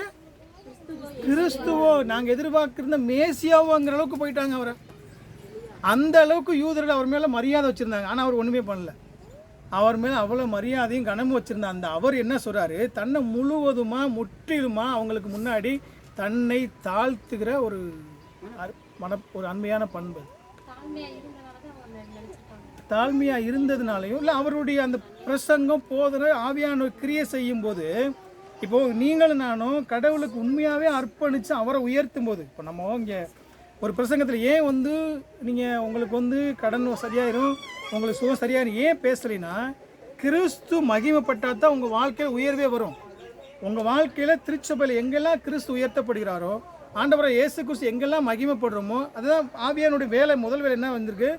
அவர் வந்து பூமியில் வந்து அவர் என்ன சொல்கிறார்? யோவான் எடுங்க, 16 அதிகாரம் எடுங்க. 16 அதிகாரம் முக்கியமான வசனங்களை நீங்கள் படிக்கணும். யோவான் 16 சொல்கிறாரு. அவர் யாரை மகிமைப்படுத்துறான்னு பாருங்கள். அவர் முக்கியமான வேலை பரிசுத்தாவிய கடவுளே வந்து 16, 13 படிங்க. 16, 13 படிங்க. சத்திய ஆவியாகிய அவர் வரும்போது சகல சத்தியத்திற்குள் உங்களை நடத்துவார். 14 படிங்க. தம்முடைய சுயமாய் பேசாமல் தாம் கேள்விப்பட்டவைகளை யாவும் சொல்லி, யாரு சுயமாய் பேசாமல் நம்ம நடத்த முடியும்? தாம் கேள்விப்பட்ட யாவைகள் அன்னைக்கு ஆண்டவரை இயேசு கிறிஸ்து இருந்ததெல்லாம் சொல்லி, அந்த பூமியில் வாழ்ந்தவனுடைய வாழ்க்கையுடைய ஆழமாக சொல்லி வரப்போற காரியத்தை உங்களுக்கு அறிவிப்பார். என்ன அறிவிப்பார் பாருங்க. என்னுடையது எடுத்து உங்களுக்கு அறிவிப்பதினால், யார்? பரிசுத்தாவிய கடவுள் வந்து பூமியில் அவர் வந்து ஆண்டவராக இயேசு கிறிஸ்துவை குறித்து போதிச்சு யாரை மகிமைப்படுத்துவாரா? யாரை மகிமைப்படுத்துவாரா? இயேசு கிறிஸ்துவை மகிமைப்படுத்துவார். இதுதான் ஒவ்வொரு திருச்சபையினுடைய வேலை, ஒரு விசுவாசியினுடைய வேலை. எல்லா விதமான ஒரு போதனையுடைய முக்கியமான ஒரு உட்கருத்து. எந்த ஒரு பிரசங்கத்திலையும் எந்த ஒரு வேதத்திலையும் வேத பகுதியிலையும் நீங்கள் எடுத்த ஆதியாகமத்திலும், அதை திருப்பி சொல்கிறேன், உங்களுக்கு புரியுதான்னு கொஞ்சம் கவனிச்சுக்கிறேங்க. ஆதியாகமத்திலும் வெளிப்படுத்தின வரைக்கும் ஆண்டவராக இயேசு கிறிஸ்துவ தான் ஒவ்வொரு வசனத்திலையும் பேசுது. ஒவ்வொரு வசனத்திலையும் அவரை குறித்து தான் பேசுது. அதில் எப்படி எடுக்கணுங்கிறதா நம்மளுடைய இந்த பகுதியை போய் இயேசு கிறிஸ்து எப்படி கண்டுபிடிக்கிறங்கிறதா இன்றைக்கி விசுவாசியுடைய முக்கியமான வேலை. அவரை மகிமைப்படுத்துறது. ஏன்னா அவர் தான் உங்களுக்காக எனக்காக பூமியில் மனிதனாக வந்த மேன்மையான உன்னதமான குமாரன். அப்போ எல்லா காரியத்தையும் நீங்கள் அவரை உயர்த்தும் போது உங்கள் வாழ்க்கையில் நீங்கள் உங்களுடைய வாழ்க்கை ஆட்டோமேட்டிக்காக மகிமைப்படும். நீங்கள் அவருக்கு முதலிடம் கொடுக்கும்போது, அவரோட உறவாடும் போது, அவரை மகிமைப்படுத்தும் போது என் வாழ்க்கையில் என்னுடைய வாழ்க்கையினுடைய தேவைகள் எல்லாம் சரியான வழியில் சந்திக்கப்படும். இது நம்ம வேதம் சொல்லுகிற சத்தியம். அது எல்லா இடங்களையும் திருச்சபையில் அவர் மகிமைப்படணும். அதான் திருப்பி சொல்கிறாரு. அவர் பாருங்கள், இன்றைக்கி எத்தனை பேர் இருந்தார். யோவான் எல்லாத்தையும் விட்டுட்டு அவர் அந்த ஆண்டவரை அவர் அவர் முன்னாடி பிறந்தவர். யோவானுக்கு பின்னாடி தான் ஆண்டவர் பூமியில் வந்தார். ஆனால் சொல்கிறாரு, எனக்கு பின்னாடி அவர் என்னிலும் மேன்மை உள்ளவர். அவர் சொல்கிறார், அது காமிக்கிறார். எல்லாத்துலேயும் மேன்மை உள்ளவர். எல்லாத்துக்கும் முன்னாடி இருந்தவர்னா அவர் பிறப்புக்கு மட்டும் சொல்லலை, ஆதியில் எல்லாத்துக்கும் நம்ம சொல்லிட்டு இருப்பாங்க. அதில் வரைக்கும் படைப்புக்கு முன்னாடி வரைக்கும் அவர் மேன்மையானவர், ஆதி இல்லாதவர். அவர் சொல்லிட்டு போது இன்றைக்கி எல்லா திருச்சபையில் இருக்கிற எல்லா விசுவாசிக்கும் நீங்கள் ஒவ்வொரு ஆளுக்கு நிறைய பிரசங்கம் பண்ணுவாங்க, நல்லா பாடுவாங்க, நிறையா ஜெபிப்பாங்க, நிறையா உதவி செய்வாங்க. ஒவ்வொரு ஆளுக்கும் ஒவ்வொரு தாளந்துகள் இருக்கும். நிறைய திருச்சபைகளை ஒவ்வொரு ஆளுக்கும் ஒவ்வொரு மாதிரி தேவன் பயன்படுத்துவார். ஆனால் எல்லாருக்கும் இருக்கிற ஒரே பண்பு என்ன தெரியுமா? சொல்லுங்கள், தாழ்மையான பண்பு. எந்த ஒரு பயன்படுத்தினாலும் தேவனால், பரிசுத்தாவியானால, கடவுளால் பயன்படுத்தணும்னு சொன்னால் எவ்வளோ தாளந்துகள், வரங்கள், அவங்களுக்கு எவ்வளவோ மேன்மையான உன்னத காரியங்கள் இருந்தாலும் அவங்களுக்கு தாழ்மை இருந்தால் தான் பயன்படுத்த முடியும். இல்லையா? இந்த தாழ்மைங்கிறது ஒவ்வொரு விசுவாசிக்கு இருக்க வேண்டிய முக்கியமான மூலமான ஒரு அவசரமான அத்தியாவசியமான ஒரு பண்பு. இந்த தாழ்மையை தான் அவர் பேசுகிறாருங்க. அவர் இங்கே பேசும்போது மறுபடியும் சொல்கிறாரு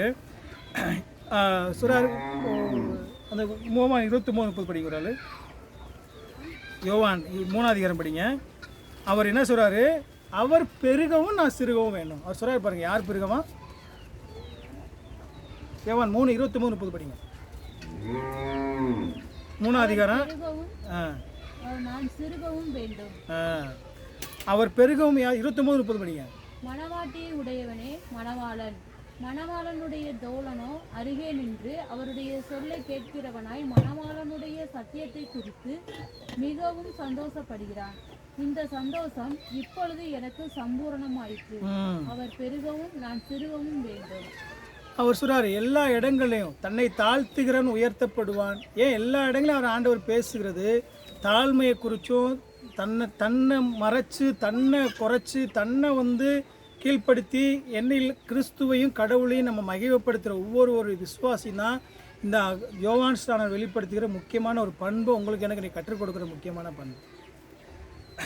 அவர் நம்மளுக்கு என்னென்னா எல்லாமே நான் இன்றைக்கி உலகத்தில் நான் படித்த படிப்பாக இருக்கட்டும், இன்றைக்கி நான் சாப்பிட்ற சாப்பாடாக இருக்கட்டும், நான் வாழ்கிற வாழ்க்கையாக இருக்கட்டும், எதுவுமே எல்லாமே முதல்ல எல்லா ஜனங்களுக்கும் கொடுக்கறது கடவுள் தான். அது அவங்களுக்கு புரியாது. ஏன்னா அவங்களுக்கு என்ன கடவுள் சொல்கிறாரு, நல்லோர்களுக்கும் தீயோர்களுக்கும் தன்னுடைய கிருபையை அருள்கிறார். அதாவது எல்லாத்துக்குமே வானத்தில் சூரியனை உதிக்க பண்ணுறாரு, மழையை பெய்ய பண்ணுறாரு, ஆகாரங்களை விளைவிக்கிறாரு. ஆனால் கடவுள்கிட்ட தான் வாங்குறாங்க. அது அவங்களுக்கு புரியாது. ஆனால் ரட்சிக்கப்பட்ட நீங்கள் நானும் உலகத்தில் நான் பெறுகிற எல்லா நன்மைகளுமே கிறிஸ்துவிடமிருந்து கடவுளிடமிருந்து தான் பெறுகிறேங்கிற முழு நிச்சயமான அறிவு வேணும் எனக்கு. அந்த அறிவு எல்லாத்தையும் என்னுடைய ஜீவனாக இருக்கட்டும், என்னுடைய சுவாசமாக இருக்கட்டும், என்னுடைய வாழ்நாளாக இருக்கட்டும், என்னுடைய வாழ்க்கையில் இருக்கிற எல்லா விதமான ஒரு ஆசீர்வாதம் எதுவாக இருந்தாலும் நான் கடவுள்கிட்ட தான் வாங்குறேன் அப்படிங்கிற ஒரு மூலமான ஒரு அன்பு நம்மளுக்குள்ள வேணும். திருப்பி அவர் அதை எல்லா கடங்களில் நான் யார் எல்லா இடத்துலையும் நம்மளுடைய கொஞ்சம் அந்த பாட்டு பாடும்போதோ, சின்ன ஒரு பிரசங்கம் பண்ணாலோ, நல்ல ஏதோ ஒரு கடவுளுக்காக நல்ல ஒரு பெரிய ஊழியம் செஞ்சுட்டாலோ, ஏதோ ஒரு முக்கியமான ஒரு திட்டம் செஞ்சுட்டு நம்மளுக்கு ஒரு உயர்வான எண்ணங்களும் மேலான சிந்தனை நம்மளுக்குள்ளே வரும். அவர் என்றைக்குமே தன்னை நான் எந்த சூழ்நிலை நான் ஒரு மோசமான ஒரு பாவி, ஒரு கீழான நிலையில் இருக்கேன் அப்படின்னு உணரலைன்னு சொன்னால், என்னை ஆண்டவர் கிருபையை என்னை எடுத்து பயன்படுத்துகிறார். அவருடைய கிருபைக்கு தான் நன்றி. என்னை எப்படிப்பட்ட சூழ்நிலிருந்து கடவுள் என்ன கிருபையை எடுத்து என்னை பயன்படுத்துகிறார். யாராக இருக்கட்டும், தாவீதாக இருக்கட்டும், மோசேவாக இருக்கட்டும், அங்கே இருக்க இந்த யோவான் ஸ்நானராக இருக்கட்டும், யோவான் ஸ்நானரை எடுத்து பயன்படுத்தினது, சரியான கிருபையை கொடுத்து பயன்படுத்தினது தேவன். முழு முழு முழு அதனுடைய கிரெடிட் கடவுளுக்கு மாத்திரம்தான் கொடுக்கும். உயர்வான எண்ணங்களும் மேலான சிந்தனைகளும் மேட்டுமையான எண்ணங்களும் எனக்கோ நமக்கோ யாருக்குமோ நம்மளுக்கு அது எந்த சூழ்நிலை வரக்கூடாதுங்கிறத யோவான் ஸ்நானன் இந்த இடங்களை திருப்பி நம்ம சொல்லிக்கிட்டே வர்றார். அவங்க கேட்குறாங்க, ஒரு மெய்யான ஒரு கிறிஸ்தவ வாழ்க்கைக்கு என்ன ஒரு அடிப்படையான காரணம்? ஒரு மெய்யான ஒரு கிறிஸ்தவ வாழ்க்கைக்கு நான் பாவி, நான் குற்றவாளி, நான் தண்டனைக்கு நேராக நியமிக்கப்பட்ட ஒரு தண்டிக்கப்பட வேண்டிய குற்றவாளி, என்ன அப்படி நான் சிந்திக்கிற முதல்ல அந்த சிந்தனை பார்த்தீங்களா, இதுதான் கிறிஸ்தவ வாழ்க்கைக்கு மெய்யான ஒரு அடிப்படை. நான் பாவி, குற்றவாளி, தண்டிக்கப்பட வேண்டியவன் அப்படின்னு நான் எனக்குள்ள சிந்தனை வருது பார்த்தீங்களா, அதுதான் என்னுடைய கிறிஸ்தவ வாழ்க்கைக்கும் கடவுளை அவருடைய நான் நேசிக்கிறதுக்கு முதல் அடிப்படை. திருப்பி நான் அதை தான் திருப்பி சொல்கிறேன். தேவனுடைய சித்தம்னா அவருடைய வார்த்தைக்கு கீழ்ப்படுகிறது. முதல்ல தேவ சித்தன்னு சொன்னால் வேத வசனம் என்ன சொல்லுது? ரட்சிக்கப்பட்ட ஒவ்வொரு விசுவாசியும் தேவனுக்காக தேவனுடைய வார்த்தையை அறிவிக்கணும், சுவிசேஷம் சொல்லணும். அதாவது அவருடைய வார்த்தைக்கு கீழ்ப்படிஞ்சு வாழணும், அவருடைய கட்டளைகளுக்கு கீழ்ப்படிஞ்சு வாழணும். இதுதான் தேவனுடைய சித்தம். அந்த தேவ சித்தத்தில் நடத்தும் போது தான் அதில் உங்களை பயன்படுத்துகிற ஊழியத்தில் எப்படி பயன்படுத்தணும். இப்போ என்னுடைய நோக்கம் இங்கே பூமியில் எதுக்காக அந்த உலகத்தில் வச்சுருக்காருன்னா, உங்களை ஏன் இங்கே கல்யாணம் பண்ணி இங்கே கொண்டு வந்திருக்காருன்னா சும்மா காரணம் கிடையாது, சும்மா நோக்கம் இல்லாமலாம் கிடையாது. உங்களுக்கு ஒரு நோக்கம் இருக்குது. அந்த நோக்கத்தின் அடிப்படையில் ஏன் பூமியில் பிறந்தீங்கன்னு சொன்னால், அந்த நோக்கம் நிறைவேறுன்னு சொன்னால் முதல்ல அவருடைய நான் சித்தத்துக்குள்ளே அவருடைய கட்டளைக்கு கீழ்ப்படியணும், அவருடைய வார்த்தையை கீழ்ப்படியணும். அவரோட உறவில் ஐக்கியப்படும் போது தான் நான் சித்தமே செய்ய முடியும். சித்தங்கிறது என்ன? அவருடைய ராஜ்யத்தை கற்ற பண்ணி தான் அவருடைய சித்தத்தை செய்கிறதுனா அவருடைய ராஜ்யத்துக்காகவும் பாவ இல்ல ஜனங்களுக்கு நம்ம மனம் திரும்புதல் விடுதலையே அறிவிக்கிறதும், அவங்களை கடவுள் ரட்சகராக இயேசு கிறிஸ்துவை அழைத்து வர்றதும், அவங்களுக்கு உண்டான பாவத்திலிருந்து விடுதலை ஆக்குறது தான் மிகப்பெரிய முக்கியமான நோக்கம். பூமியில் எல்லா மனிதனுக்கு கொடுக்கப்பட்ட முக்கியமான கட்டளையும் அது முக்கியமான பணியும் கூட. ஆனால் இதில் எப்படியெல்லாம் பயன்படுத்த அவர் சித்தம் உனக்கு எதுக்கு இந்த பூமியில் வச்சு ஏன் இங்கே வச்சு ஊழியம் பண்ண வச்சுருக்காரு, அது அவருடைய சித்தம். என்னை ஏன் இந்த இடத்துல வீடு இடம் வாங்க வச்சாரு, நம்மளுக்கு ஏன் உங்களுக்கு அது ஒவ்வொரு ஆளுக்கும் ஒவ்வொரு கொடுக்கப்பட்ட சித்தம். உங்களுக்கு ஒரு சித்தம் வச்சுருப்பாரு. உங்கள் மூலியமாக உங்கள் ஜனங்களுக்கோ எத்தனையோ வெளியில் இருக்கவங்களுக்கோ நீங்கள் பேசுகிற மக்களுக்கோ ஃபோன்லையோ யாரோ வழியில் ஆனால் அதுக்கு முன்னாடி நீங்கள் அவருக்கு கீழ்ப்படியாமல், அவருடைய உறவு இல்லாமல், அவருடைய வார்த்தைக்கு கீழ்ப்படியாமல், அந்த வேத வசனங்களுக்கு கீழ்ப்படியாமல் செய்ய முடியாது. முதல்ல நம்மளுடைய அடிப்படை கடவுளுடைய அந்த தாழ்மை. அதாவது நம்ம அவரை அறிகிற அறிவில் வளர்ந்தாவே நம்ம கீழ்ப்படிஞ்சிடுவோமே ஆட்டோமேட்டிக்காக. அதை தான் திருப்பி சொல்கிறார் அவர். தேவனுடைய நம்ம எல்லாமே நம்ம வாழ்க்கையில் சுய லாபத்தையும் மேன்மையும் புகழ்ச்சியும் உலக பிரகாரமான தேவைகளையும் நம்ம தேடாமல் நம்ம நான் பிரயோஜனம் இல்லாத ஒரு அப்பிரயோஜனமற்ற ஒரு மனிதன். அவன் திருப்பி அவர் சொல்லுவார், எல்லா இடங்களையும் ஆண்டவர் சொல்கிறாரு. நீங்கள் மத்தியில் படித்து பார்த்தா தெரியும், எல்லாமே பேசுவாங்க. நான் ஒன்றுமே செஞ்சுட்டு கடைசியில் இதுக்கு நான் தகுதி இல்லாத ஒருத்தன் அப்படின்னு சொல்லுவாங்க. இது எல்லா இடங்களையும் அவங்க சொல்லுவாங்க.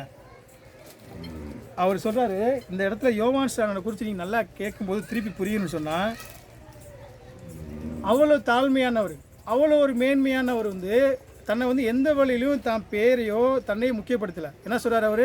நான் அவராந்திர கேட்குறவனுடைய சத்தமாக இருக்கிறேன். புரியுதா உங்களுக்கு? சத்தத்தை எங்கேயாவது பார்க்க முடியுமா?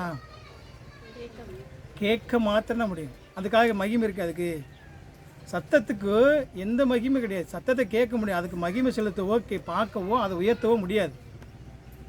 அதை எதுவுமே காண முடியாது. அவர் என்ன சொல்கிறாரு? கடவுளுடைய பயன்படுத்திக்கிற நான் அவர் தான் சிந்தனை, அறிவு, ஆற்றல் எல்லாம் அவர்ந்து வருது. அதை பிரதிபலிக்கிற ஒரு பாத்திரமாக ஒரு சத்தமாக நான் இருக்கேன். சத்தம்தான். சத்தத்துக்கு எதுக்குமே மகிமை. நான் திருப்பி நான் சொல்லியிருக்கேன், மைக்குக்கு எந்த மகிமே கிடையாது. இப்போ நாங்கள் என்ன பேசணும் அதை இது பிரதிபலிக்கும். அதுவாக புது கருத்தை சொல்லாது. சிந்தனை எல்லாமே நான் என்ன சொல்கிறேனோ அதான் சொல்ல போகுது. இப்போ மைக்குக்கு ஒன்று சத்தம் கொடுங்க, அவ்வளோதான். மைக்கில் பேசும்போது நல்லா 10-100 பேர் கேட்குற மாதிரி சவுண்டாக கேட்கும். இதுக்கு எந்த மகிமே இல்லை. அப்போது கடவுளுக்கு தான் முழு மகிமையும். நான் ஒன்றுமே இல்லாத என்னுடைய எந்த புகழ்ச்சியில் மேன்மையில். இதுதான் கிறிஸ்துவ வாழ்க்கையில் ரட்சிக்கப்பட்ட ஒவ்வொரு விசுவாசியினுடைய முக்கியமான ஒரு மேலான பண்பு என்னென்னா, எல்லா மேன்மையும் எல்லா புகழ்ச்சியும் எல்லா மகிமையும் யாருக்கு? கர்த்தாதி கர்த்தருக்கு மாத்திரமே.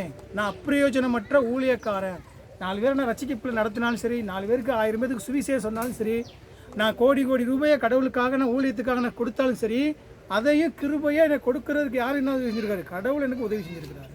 அல்லேலூயா. எத்தனையோ ஜனங்களுக்கு வாய்ப்பு கொடுக்கப்படலைங்க. நீங்கள் நல்லா நீங்கள் சத்தியத்தை சரியாக புரிஞ்சால் தான் உங்களுக்கு புரியும். இந்த வாய்ப்புகளும் எல்லாத்தையும் கொடுக்கப்படலை. எவ்வளவோ ஜனங்களுக்கு நம்மளோட உலகப்பிரகாரமான அறிவுகளும் எவ்வளவோ தாளந்துகளும் எவ்வளோ உயர்வுகளும் எவ்வளவோ ஞானமும் இருந்தாலும் உங்களுக்கு எனக்கும் தேவன் பிதாவானவர் இப்படியான ஒரு விசேஷித்த ஞானத்தையும் இப்படி ஒரு மேலான உன்னதமான ஒரு கிருபையும் உங்களுக்கு எனக்கு கொடுத்துருக்கிறார். அல்லேலூயா. அதனால் அந்த யோவான் ஸ்நானனுடைய தாழ்மையை குறித்து நம்ம வாழ்க்கையில் சரியான வழியில் விளங்கினா தான் நம்ம எந்த சூழலையும் என்ன மகிமைப்படுத்தாமல் என்ன மேன்மைப்படுத்தாமல் தேவாதி தேவனை உயர்த்தக்கூடியவங்களா, தன்னை இழக்கிறவங்களா, தன்னை தாழ்த்துறவங்களா, தன்னை இழக்கிறவங்களா இருக்க நம்ம அழைக்கப்பட்டிருக்கோம். ஆமென். 2வது காரியத்தில் பார்த்தீங்கன்னா அந்த வசனத்தில் படிங்க, 1:19 படிங்க. முதல்ல இந்த ஒரு தாழ்மையை குறித்து பேசும்போது 2வது காரியத்தில் அவர் பேசுகிறாரு. 1:19 படிங்க. யோவான் 1:19-22 படிங்க. எருசலேமிலிருந்து யூதர்கள் ஆசாரியரையும் லேவியரையும் யோவானிடத்தில் அனுப்பி, நீர் யார் என்று கேட்டபொழுது அவன் மறுதலியாமல் அறிக்கையிட்டம். அது போதும். 22 படிங்க. அப்படியே 22 படிங்க. அவர்கள் பின்னும் அவனை நோக்கி, நீ யார்? எங்களை அனுப்பினவர்களுக்கு நாங்கள் உத்தரவு சொல்லும்படிக்கு உம்மை குறித்து என்ன சொல்லுகிறீர் என்று கேட்டார்கள். யாரு கேட்டது? யாரு அனுப்புனது? யோவான் சானட்ட அன்னைக்குள்ள பரிசேயர்கள், அன்னைக்குள்ள யூதர்கள் தான், அவங்களோட இருக்கவங்க தான். என்ன அனுப்புகிறாங்க? அந்த தேவாலயத்தில் முக்கியமாக கொஞ்சம் கவனிங்க. இவங்க தான் யார்கிட்ட அனுப்புகிறாங்க? யோவான் சானட்ட ஆள் அனுப்புகிறாங்க. நீ யார்? நீ யூதர்களை பொறுத்தளவுக்கு நல்லா கவனித்து பார்த்தீங்கன்னா, அந்த அனுப்பின யூதர்கள் யாருன்னா தேவனால் வழிநடத்தப்பட்டவங்க. நல்லா கொஞ்சம் அதுக்கெல்லாம் கொஞ்சம் நிறைய புரிஞ்சிருக்கு உங்களுக்கு. ஆனால் ரியல் லைஃப்பில் வந்து நீங்கள் அதை அப்ளை பண்ணுறதுக்காக நான் திருப்பி சொல்கிறத. அவங்க யாருன்னா யூதர்கள்னா தேவனால் வழிநடத்தப்பட்டவங்க. அன்னைக்கு நாட்களில் விசேஷமாக நியாயப்பிரமாணத்தினுடைய கட்டளைகளை பெற்றவங்க. கொஞ்சம் கவனிங்க. அதாவது தேவனால் வழிநடத்தப்பட்டவங்க, தேவனுடைய சொந்த ஜனங்கள் சொன்னவங்க, எல்லாம் மற்ற ஜாதிகளுக்கு இல்லாத மேன்மையானவங்க. அவங்களுக்கு உன்னத மேன்மை இருந்துச்சு. கடவுள் அவங்களோட உடன்படிக்கை செஞ்சார். என்ன உடன்படிக்கை செஞ்சார்? ஆபிரகாம்கிட்ட உடன்படிக்கை செய்கிறார். நீங்கள் ஆசீர்வாதம் இருப்பீங்க, உங்களுடைய ஜாதிகளை நான் வந்து என்ன பண்ணுவேன்? பழுகி பெருக பண்ணும் மத்தியில் வானத்து நட்சத்திரங்களை போலும் உன் பூமியினுடைய மணலத்தில் எப்போ உங்களை பெருக பண்ணுவேன். நீங்கள் எல்லா ஜனங்களை விட நீங்கள் ஆசீர்வாதமாக இருப்பீங்க. நீங்கள் தான் பாலுந்தேன்னு ஓடுகிற சுதந்திரத்தை சுதந்திரிப்பீங்க. உங்களை வந்து வீழ்த்துறதுக்கு யாரும் கிடையாது. யாருமே உங்களை அழிக்க முடியாதுன்னு சொல்லி அவர் அந்த எல்லா விதமான வாக்குத்தத்தங்களுக்கும் உடன்படிக்கையும் சொந்தக்காரங்க. கடவுள் அவங்கள உடன்படிக்கை பண்ணியிருந்தார். ஆனால் ஒரு கண்டிஷன் இருந்துச்சு. அதில் நீங்கள் விக்கிர வழிபாடு போகாமல் நீ கடவுள் ஒரே தேவனை வணங்கும் போது தான் நடக்கும். அது அப்படி சொல்லியிருந்தார் அவர். அப்போ இந்த வாக்கு தத்தங்கள்லாம் பெற்ற இந்த சந்ததி எல்லாமே தொடர்ந்து அவங்க என்ன பண்ணுறாங்க? தாங்க வந்து மேலானவங்க மட்டும்தான் காமிச்சிக்கிட்டாங்க. கொஞ்சம் கவனிங்க. உயர்வானவங்கன்னு சொல்லி அவர் கடவுளால் நேரடியாக பெற்றவங்க. ஆனால் மாய்மலமை என்ன பண்ணிட்டாங்க? போக போக அந்த பெற்றதெல்லாம் உள்ளத்திலேருந்து இருதயத்திலேருந்து செய்யாமல் போக போக என்ன ஆச்சுன்னா அதை பூரா சடங்காச்சரமாக செய்ய ஆரம்பிச்சிட்டாங்க. பழி செலுத்துறதா இருக்கட்டும், பழி செலுத்தும் போது பயந்து நடுக்கத்தோடு வந்து அதை ஒவ்வொன்றும் செஞ்சவங்க. நீ தப்பு செஞ்சு எத்தனை தப்பு செஞ்சாலும் பழி செலுத்தலாம். அதையெல்லாம் சடங்காச்சரமாக செய்ய ஆரம்பிச்சிட்டாங்க.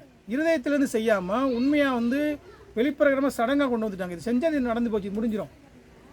அப்படி எல்லா காரியத்திலையும் அவரை குறித்து ஆண்டவர் பேசுகிற முக்கியமான சில வசனங்களை படிச்சுட்டு நம்ம போவோம். 23 அதிகாரம், மத்திய 23 அதிகாரம் 23 படிங்க. அவங்களை குறித்து ஆண்டவர் நிறைய பேசுகிறார் இந்த அதிகாரத்தில். ஆனால் ஒரு 5 வசனம் மட்டும் படிங்க.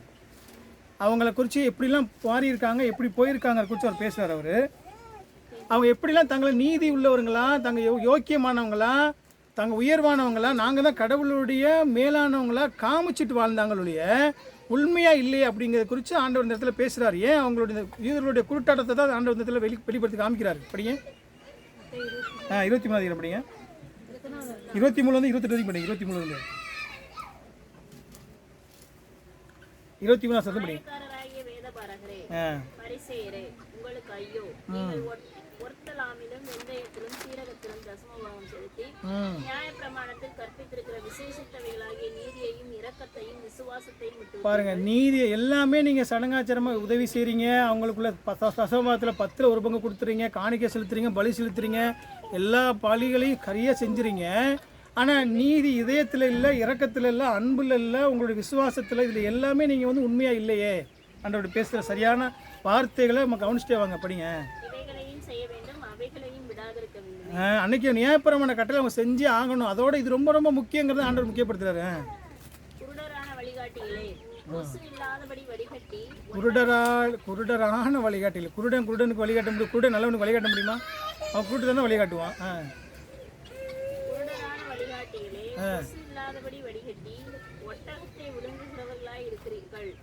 மாயக்காரராகிய வேதபாரகரே, பரிசேயரே, உங்களுக்கு ஐயோ, போஜன பான பாத்திரங்களின் வெளிப்புறத்தை சுத்தமாக்குவீர்கள், உட்புறத்திலோ அவைகள் கொள்ளையினாலும் அநீதத்தினாலும் நிறைந்திருக்கிறது. எவ்வளோ ஒரு மேலான தினம் தத்துவம்னு சொல்கிறோம்ல, தத்துவமான வார்த்தைகள் இதெல்லாம் நம்ம படிக்கிறோம் இல்லையா? தத்துவத்தமாக நம்ம வேதத்தில் நம்ம ரெகுலராக படிக்கிறதுனால, நிறைய தடவை கேட்டதுனால இந்த வசனத்தை ஈஸியாக கடந்து போகிறோம். நல்லா ஆழமாக சிந்திச்சு பாருங்கள். எவ்வளோ பெரிய பாருங்கள், கொசுவை வடிகட்டி ஒட்டகத்தை முழுங்குறோம். எவ்வளோ இந்த மாதிரி இருந்து வேதத்திலேருந்து நிறையா தத்துவங்கள் உலகத்தில் உருவாகுது. உங்களுக்கு தெரியுமான்னு தெரில, நிறையா வந்து போதனை எடுக்கிறாங்க. அவர் சொல்கிற அந்த சத்தியத்தை பாருங்கள். எப்படி நீங்கள் யாருக்கு வெள்ளையடிக்கப்பட்ட கல்லறையாக இருந்தீங்க, எப்படி மோசமான நிலையில் இருந்தீங்க, அவங்கள குறித்து அவங்க இந்த மாய்மாலமான அவங்களுடைய போலியான அந்த பக்தியான வாழ்க்கையை குறித்து உரிச்சு காமிக்கிறார். இன்றைக்கி பக்திங்கிற வாழ்க்கையை அடுத்து பாருங்க அவர். ஆனால் இதெல்லாம் செஞ்சாங்க, கவனிங்க, எல்லாமே அவங்க செஞ்சாங்க. ஆனால் அவரோட வந்த ஆண்டவர் என்ன சொன்னாங்க? அவங்க நல்லா வீண் வாதம் பண்ணாங்க, நல்லா வந்து வீதியில் வந்து ஜெபம் பண்ணாங்க, நல்ல பெரியவங்க மாதிரி காமிச்சிட்டாங்க, நல்ல ஆவிக்குரிய வாழ்க்கையில் வாழ்கிறது மாதிரி ரொம்ப தங்களை வந்து ஆவிக்குரியவங்க, நாங்கள் தான் கடவுளுக்கு உண்மையாக இருக்கிறோம், சுத்தத்தில் காலை சுத்தம் பண்ணுறது, கை சுத்தம் பண்ணுறது, குளிக்காமல் காலை கழுவும் உள்ளே நுழைய மாட்டாங்க. அதாங்க பக்தியில் வந்து எல்லா இடங்களிலும் எல்லாருக்கும் ஜெபம் பண்ணி ஆசீர்வதிக்கிற மாதிரி காமிச்சிக்கிட்டாங்க. வாதங்கள் தர்க்கங்களே எல்லாம் மேலாங்களை காமிச்சாங்க. ஆனால் தங்களுடைய சொந்த வாழ்க்கையில் விசுவாசத்தில், இரக்கத்தில், அன்பில், நீதியில், உண்மையில், உத்தமத்தில் எதுலேயும் இல்லாமல் மாய்மாலமான போலியான பக்தி வேஷத்தோடு வாழ்ந்தாங்க. அன்றைக்கி இருந்த மேசியாவாகிய ஆண்டவராக இயேசு கிறிஸ்துவை அவங்க எல்லாமே அறிஞ்சிருந்தோம். அன்றைக்கி வந்த மேசியாவை அவங்களோட அருகில் இருந்த கடவுளை சர்வவல்ல தேவகுமாரன் அவங்களாம் கண்ணு காணலாம், அறிய முடியல. இதுதான் அவங்களுடைய நிலை. அன்றைக்கி இருந்த மேசியாவை அவங்களால பார்க்க முடியல, ஆண்டவரை பார்க்க முடியல, அவரோட வாசம் பண்ணவரை பார்க்க முடியல. அவர் நடுவில் தான் இருந்தார், அவங்களோட தான். ஆண்டவர் எப்படி இருந்தார்? அவங்களோட நடுவில் தான் இருந்தார், அவங்களோட தான் வாசம் பண்ணார், அவங்களோட தான் உலாவினார். ஆனாலும் அந்த மேசியாவை அவங்களாம் பார்க்க முடிஞ்சா?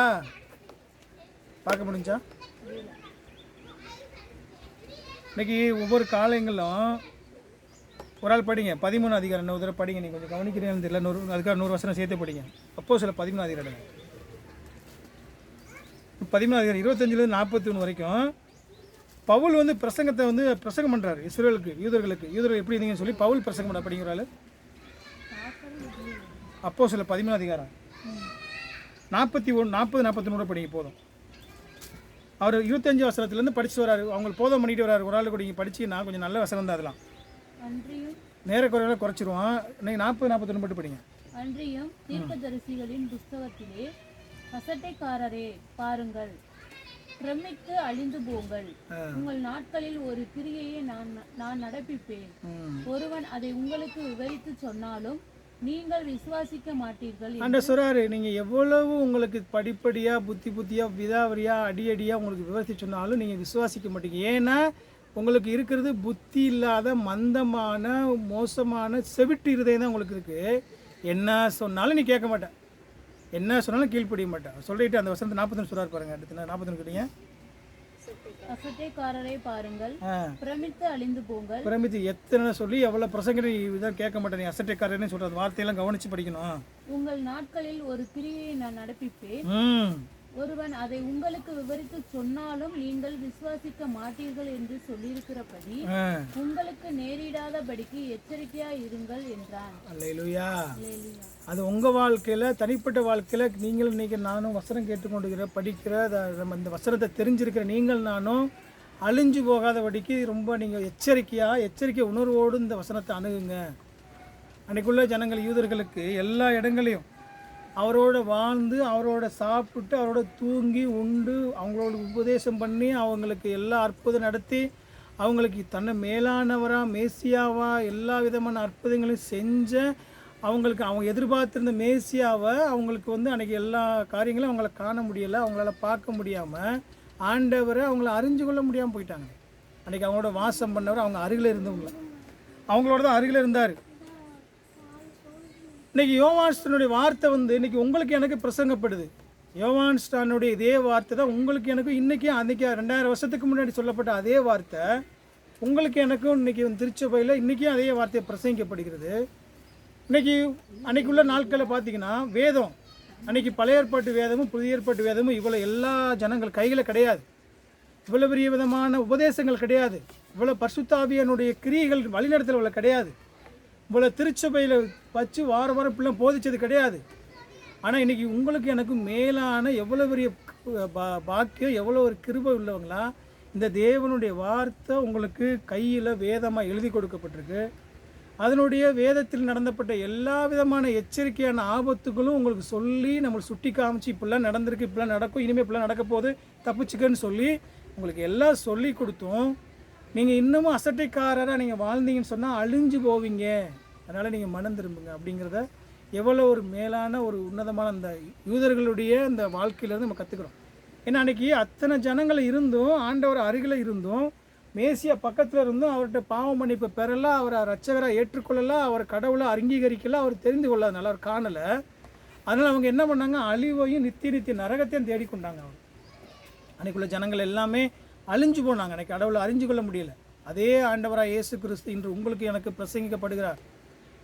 இன்றைக்கி உங்களுக்கு எனக்கு அறிவிக்கப்பட்டு கொண்டே இருக்கிறார். இன்றைக்கி உங்களுக்கு எனக்கு எச்சரித்து கொண்டே இருக்கிறார். இன்றைக்கி மனம் திரும்புகிற இருதயத்தையும், கீழ்ப்படுகிற இருதயத்தையும், தாழ்மையுள்ள இருதயத்தையும் உங்களுக்கு எனக்கு இருக்குதா? இன்றைக்கி நம்ம உணர்ந்து பார்க்க வேண்டிய முக்கியமான ஒரு மேலான ஒரு காரியம். எந்த விதத்துலேயும் நம்மளுக்கு ஆண்டவர் எல்லா சூழ்நிலையும் உங்களோட தொடர்பு கொண்டுட்டே இருக்கிறார். எத்தனையோ காரியங்கள் தொடர்பு கொள்ளார். நம்ம இதயத்தில் நம்மளுக்கு உணர்த்துறார். இதை தவறுன்னு செய்யும்போது தவறை சுட்டி காமிக்கிறார். நான் ஒரு பாவம் செய்யும்போது பாவம்னு உணர்த்தி காமிக்கிறார்.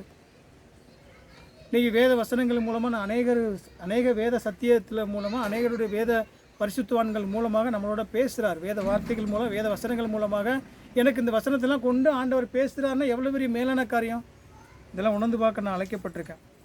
இன்றைக்கி பெரும்பான்மையான இன்றைக்கி இன்றைக்கும் பார்த்தீங்கன்னா அநேக ஜனங்கள் இன்றைக்குள்ள நாட்களில் கடவுளுடைய பிள்ளைன்னு சொல்கிற அநேக ஜனங்களில், அநேக திருச்சபைகளில் அன்றைக்கி இருந்த யூதர்கள் போல், அன்றைக்கியில் இருந்த குருட்டாட்டமான மந்த செவி உள்ள இருதயத்தில் நிறைஞ்ச அந்த யூதர்களை போல், காணாதவங்களா, செவி கேட்காதவங்களா, இன்றைக்குள்ள அநேக திருச்சபைகளுக்குள்ளேயும் இதே நிலையில் தான் இன்றைக்கி வாழ்கிற ஜனங்களுடைய நிலை இருக்குது.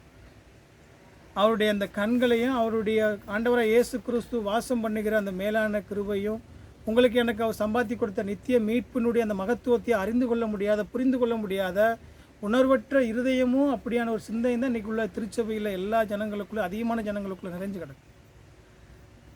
இன்னைக்கு கிறிஸ்தவன் என்று சொல்லப்படுகிற எல்லாருக்கும் இந்த சோம்பலுடைய ஆவி என்ன சொல்கிறது, நம்ம சோம்பேறித்தனமாக இருக்கிறது, தூங்குகிற ஆவி, நிர்விசாலமான ஆவி, அசம்பந்தமான ஒரு ஆவி, இப்படியான ஆவிக்குள்ளே இருந்ததுனால தான் என்னால் ஒழுங்காக தேவனுக்கு முக்கியத்துவம் கொடுக்க முடியல. தேவனுக்கு என்னால் காலையிலேருந்து ஜெபிக்க முடியல. ஏன்னா தூங்கல், சோம்பல், அன்றைக்கி அந்த மாதிரி ஒரு மோசமான ஒரு சிந்தனைக்குள்ளாக நம்ம கடந்து வாழ்ந்துட்டுருக்கோம். அதனால் என்னால் அதிகாலை ஜெபம் பண்ண முடியல, வேதம் வாசிக்க முடியல, ஆராதனைக்கு என்னால் முக்கியத்துவம் கொடுக்க முடியல. முதல்ல முக்கியமாக திருச்சபையில் ஒரு ஆராதனைக்கு, தேவனுடைய ஜெபக்கூடங்களுக்கு, கூடுகைகளுக்கு நம்மளால் அதிகமான பிரயாசத்தையும் முக்கியத்தையும் நம்மளால் கொடுக்க முடியாததுக்கு முக்கியமான காரணம் கடவுளோட உறவு இல்லை. கடவுளோட உறவு கொள்ள முடியல, தேவனை நேசிக்க முடியல, அவரோட நம்ம அதிகமான அன்போடு அவர் இடத்துல அவர் அணுக முடியல. இதெல்லாம் அன்றைக்கி இருந்த யூதர்கள் இருந்த கண்ணால் பக்கத்தில் இருந்த அருகில் இருந்த யூதர்கள் ஆண்டவர் அறிஞ்சு முடியாமல் போனாங்க. இன்றைக்கி உங்களுக்கு எனக்கும் ரட்சிப்பு அருகில் தான் இருக்குது. கை எட்டுற தூரத்தில் ரட்சிப்பு இருக்குது. இந்த நேரத்தில் நீங்கள் மனம் திரும்பி, ஆண்டவரே நீ தான் கர்த்தர் ரட்சகர் என்றும் நான் இந்த பாவம் செஞ்சிருக்கேன்னு சொல்லி அறிக்கையிட்டு மனம் திரும்பும்போது, இந்த நிமிஷத்தில் இப்பொழுது உங்களை ரட்சிக்க, விசுவாசிக்க, உங்களை பரலோகம் சேர்க்க அவர் போதுமானவராக இருக்கிறார். அல்லேலூயா. இதே தான் இன்றைக்கி பிரசங்கிக்கப்படுது. இன்றைக்கும் நீங்கள் அசம்பந்தமாக நீங்கள் கீழ்ப்படியாமல் மறுபடியும் உங்கள் வாழ்க்கையில் நீங்கள் இருதயத்தை கடினத்தோடு நீங்கள் செஞ்சீங்கன்னா உங்களுடைய அழிவில் யாராலையும் அதை தடுக்க முடியாது. அதுதான் திருப்பி ஆண்டவர் வேதத்தில் மறுபடியும் பேசிட்டே வரார். அன்றைக்குள்ள யூதர்கள் கண் சொருகி போன குருடர்களாகத்தான் வாழ்ந்துகிட்டே இருந்தாங்க. இன்றைக்கி அதே குருடர்கள் போல தான் எல்லா சத்தியமும் தெரியும், எனக்கு எல்லா வேத அறிவும் தெரியும். ஆனால் கடவுளுக்கு கீழ்ப்படிய முடியாது, கடவுளுக்கு இருதயத்தை கொடுக்க முடியாது, விசுவாசிக்க முடியாது, இரக்கம் இருக்காது, அன்பு இருக்காது. ஆண்டவர் அந்த வசனம் சொல்லியிருக்காங்கன்னா இந்த வசனத்துக்கு கீழ்ப்பட முடியாதுன்னா அப்போ இன்றைக்கி நான் மோசமான எந்த மாதிரி நிலையில் நான் வாழ்ந்துட்டுருக்கேன் யோசிச்சு பாருங்கள். எவ்வளவோ நம்ம சுகபாகான வாழ்க்கைக்கு எல்லாமே நம்மளுக்கு முக்கியம். இன்றைக்கி கடவுளுக்கு ஜெபிக்கிறது கஷ்டம், வேத வாசிக்கிறது கஷ்டம், ஆராதனை போகிறது கஷ்டம், கடவுளுக்கு கீழ்ப்படிறது கஷ்டம். ஆனால் நீ உலகத்தில் வாழ்கிறதுக்கும், உலக வாழ்க்கையில் ஈஸியாக வாழ ஈஸி, எனக்கு சுகபோகமாக என்ன செழிப்பாக வாழ எனக்கு ஈஸி. இந்த மாதிரி காரியத்தில் தான் நான் அதிகமாக முக்கியத்துவப்படுத்தேன். ஆனால் அவங்க அன்றைக்கி இருந்த யூதர்களை போல தான் இன்றைக்கி நம்ம நம்மளோட அருகில் நம்மளுக்கு ரட்சிப்பு அருகில் இருக்குது, தொடர தூரத்தில் இருக்குது. இன்றைக்கி இரக்கமும் சமாதானமும் கிருபையும் தொடர்ச்சியாக ஆண்டவர் உங்களுக்கு எனக்கு அருளிக்கொண்டே இருக்கிறார். தொடர்ச்சியாக இன்றைக்கியும் நேசிக்கிறார், இப்பொழுது நேசிக்கிறார், இப்பொழுது உங்களை இரக்கம் காட்டுறார், இப்பொழுது கிருபை கொடுத்து கொண்டே இருக்கிறார். அதனால தான் உங்களுக்கு எனக்கும் இந்த வேத வார்த்தையும் அவருடைய வல்லமையான பிரசங்கமும் அவருடைய ஜீவனுடைய வார்த்தை உங்களுக்கு எனக்கு அவருடைய வார்த்தையை கொண்டு பிரசங்கப்படுது. எல்லா ஜனங்களுக்கும் இந்த பாக்கியம் கிடையாதுங்கிறத நீங்கள் அறிஞ்சுக்கணும். இன்றைக்கி உங்களுக்கு அதே இரக்கம் உங்களுக்கு கொடுக்கப்பட்டே வருகிறது. பரலோகம் இருக்குது, நித்திய வாழ்வு இருக்குது, நீங்கள் நித்தியமானவங்க, நீங்கள் உங்களுடைய நித்தியமாக நீங்கள் வந்து அழிவில்லாத வாழ்க்கை பெறக்கூடிய எல்லா பாக்கியமும் இருக்குன்னு சொல்லி கை எட்டும் தூரத்தில் இருக்கிற அந்த ரட்சிப்பாக நீங்கள் இழந்து போகாதபடிக்கு, உங்கள் இருதயத்தை உயர்த்தாதபடிக்கு, கடினப்படுத்தாதபடிக்கு, ஆண்டவரை இயேசு கிறிஸ்துக்கு நீங்கள் கீழ்ப்படுகிறவங்களா, முழுமையாக தன்னை தாழ்த்துறவங்களா, விசுவாசிக்கிறவங்களா, அன்பு செலுத்துறவங்களா நம்ம அழைக்கப்பட்டிருக்கோம். அல்லேலூயா. அன்றைக்கி ஆண்டவரை சொல்லும்போது ஒவ்வொரு இடத்துலையும் அதே தான் இயேசு கிறிஸ்துவங்க சொல்கிறாரு. நம்மளுக்கு எல்லா இடங்களையும் திருப்பி திருப்பி சொல்கிறோம். அன்றைக்கி யூதர்களுக்கு நிறைய பேருக்கு தெரியாது. ஏன்னா அவர் வாக்களிக்கப்பட்ட மேசியாங்கிறது அவங்க இப்படிலாம் வருவாங்கன்னு தெரியும். இவர் தான் அவங்களுக்கு நிறைய பேருக்கு மனிதனை வந்ததை அவங்க ஏற்றுக்கிற முடியல. நம்மளுக்கு இன்றைக்கி நல்லா தெளிவாக தெரியுது. யார் ஆதியாகமத்தில் ஆதாம் ஏவாள் பாவம் செய்யும்போது அந்த ஸ்திரீயின் வித்தாக வாக்களிக்கப்பட்ட மேசியா இவர் தான். இவர் எப்படியெல்லாம் வாக்களிக்கப்பட்டார் சூர கொஞ்சம் கவனிங்க. தியா அங்கே போ. எப்படியெல்லாம் வாக்களிக்கப்பட்டார்னு சொல்லி ஆரம்பத்துலேருந்து நம்மளுக்கு சொல்லிகிட்டே வராது. நமக்கு தெரியுதா இல்லையா? இப்போ யார் ஆதாம் மூலியமாக வாக்களிக்கப்பட்ட ஸ்திரீயின் வித்தா யார்? மோசே முன்குறிச்ச தீர்க்கதரிசி யார்? அவர் யார்? அந்த பஸ்காட்டுக்குட்டியாக நம்மளுக்கு முன்னாடி நிழலாக அடிக்கப்பட்ட பஸ்காட்டுக்குட்டி யார்? அதன் மூலமாக தாவீது முன்னோரச்ச யூத வம்சத்தில் வந்த மேசியா யார்? தாவீதினுடைய செங்கோலில் நிலையாக இருக்க வேண்டிய மேசியா யார்? அவர் ஆபிரகாமின் குமாரனும் தாவீதினுடைய குமாரனுமாக இயேசு கிறிஸ்துங்கிற யார்? அவருடைய வரலாறு எப்படி வந்துச்சு? எப்படி அந்த தீர்க்கப்பட்ட தீர்சனெல்லாம் நிறைவேறிச்சு? சிலுவையில் எப்படி மரணம் அடைஞ்சார்? முழு மனுக்குலத்தினுடைய பாவமெல்லாம் உலகத்தில் எந்த வழியிலையும் மனிதன் ரட்சிக்கப்பட முடியாத ஒரே வழி இயேசு கிறிஸ்துவால மாத்திரம்தான். அவர் தான் வந்து ஒரு எல்லா மனிதனும் பரலோகத்துக்கு சேர்க்க முடியுங்கிற அறிவும் நம்மளுக்கு தெரியும். எல்லா அறிவும் இன்றைக்கி அன்றைக்குள்ள ஜனங்களுக்கு பாதி பேத்துக்கு பழைய ஏற்பாடு கிடையாது, புதிய ஏற்பாடும் கிடையாது. இன்றைக்கி எல்லா வேத அறிவு இருக்குது, வேத வசனங்கள் இருக்குது. அன்றைக்கி யூதர்கள் வந்து நடுவில் வாசம் பண்ணின தேவகுமாரன்னா அவங்க வந்து மேசியாவை கண்டுகொள்ளாமல் அறியாமல் போனால் இன்றைக்கி அவங்க இருளில் போய் நரக வாழ்க்கையை தேடிக்கொண்டது போல் இன்றைக்கி உங்களுக்கு எனக்கு தொடர்ச்சியாக பிரசங்கப்பட்டும் நீங்கள் தெரிஞ்சு இவ்வளோ அறிவு தெரிஞ்சும் நான் மறுபடியும் நான் கடவுளை அறியலை, ரட்சிப்பண்ண பெறலைன்னு சொன்னால் என்னுடைய வாழ்க்கையில் வந்து எவ்வளோ பெரிய ஒரு மோசமான ஒரு நிர்பாக்கியமான மனிதன் நான். யோசிச்சு பாருங்கள். அவர்கிட்ட கேட்குறாங்க எல்லா இடங்களையும் ஒரே ஒரு கேள்வி, நீ யார்? அவன் யூதர்களை வந்து கூட யோசனை கேட்கும்போது நீ யார்? நீ எலியாவா? நீ என்ன அதிகாரத்தினால நீ இந்த ஞானஸ்நானம் கொடுக்குற? அவருடைய கேள்வி தான் கேட்டாங்க. இன்றைக்கும் திருச்சபையில் பாருங்கள், எல்லா மக்களும் திருச்சபையில் கேட்குற ஒரே ஒரு கேள்வி, ஏதோ ஒரு அவங்களுக்கு புரியாத ஒரு கொஸ்டினை வச்சுக்கிறது. அந்த கொஸ்டினை வச்சு ஏன் கடவுளை அதை செஞ்சிடும்? அன்றைக்கெல்லாம் ஒரு கேள்வி எனக்கு வந்து நம்ம தெரிஞ்ச வேதபூர்வமாக தெரிஞ்சவர் தான். ஏன் கடவுள் வந்து பழத்தை வைக்கிறாரு? ஏன் நித்தியவனை படைச்சார்? ஏன் அவர் வந்து மனிதன் பாவம் செய்ய வைக்கணும்? ஒவ்வொன்றுக்கும் ஒவ்வொரு கேள்விகளுக்கு விளக்கப்படுத்த இந்த வேதம் சொல்லப்படலை. நீங்கள் நல்லா கவனிச்சிங்கன்னா தேவனுடைய அன்பு எப்படி புரியும்? இப்போது நல்லா கொஞ்சம் யோசிச்சு பாருங்களேன். ஒவ்வொரு ஆளுக்கும் ஒவ்வொரு விளக்கம் கொடுக்கலாம். நம்ம விளக்கப்படுத்துறதுக்காக சொல்ல, ஒரு குழந்தை நம்ம பிள்ளை இருக்குது, நம்ம பிள்ளைய வந்து வளர்க்கும் போது இப்போ என்ன பண்ணுறோம்? அடிக்கிறோம். இப்போ சேட்டை பண்ணாத அடிக்கிறோம், திட்டுறோம். எல்லா இடங்களையும் அதை வந்து நம்ம வெளியே சில இடங்களில் போடாது தடுக்கிறோம்.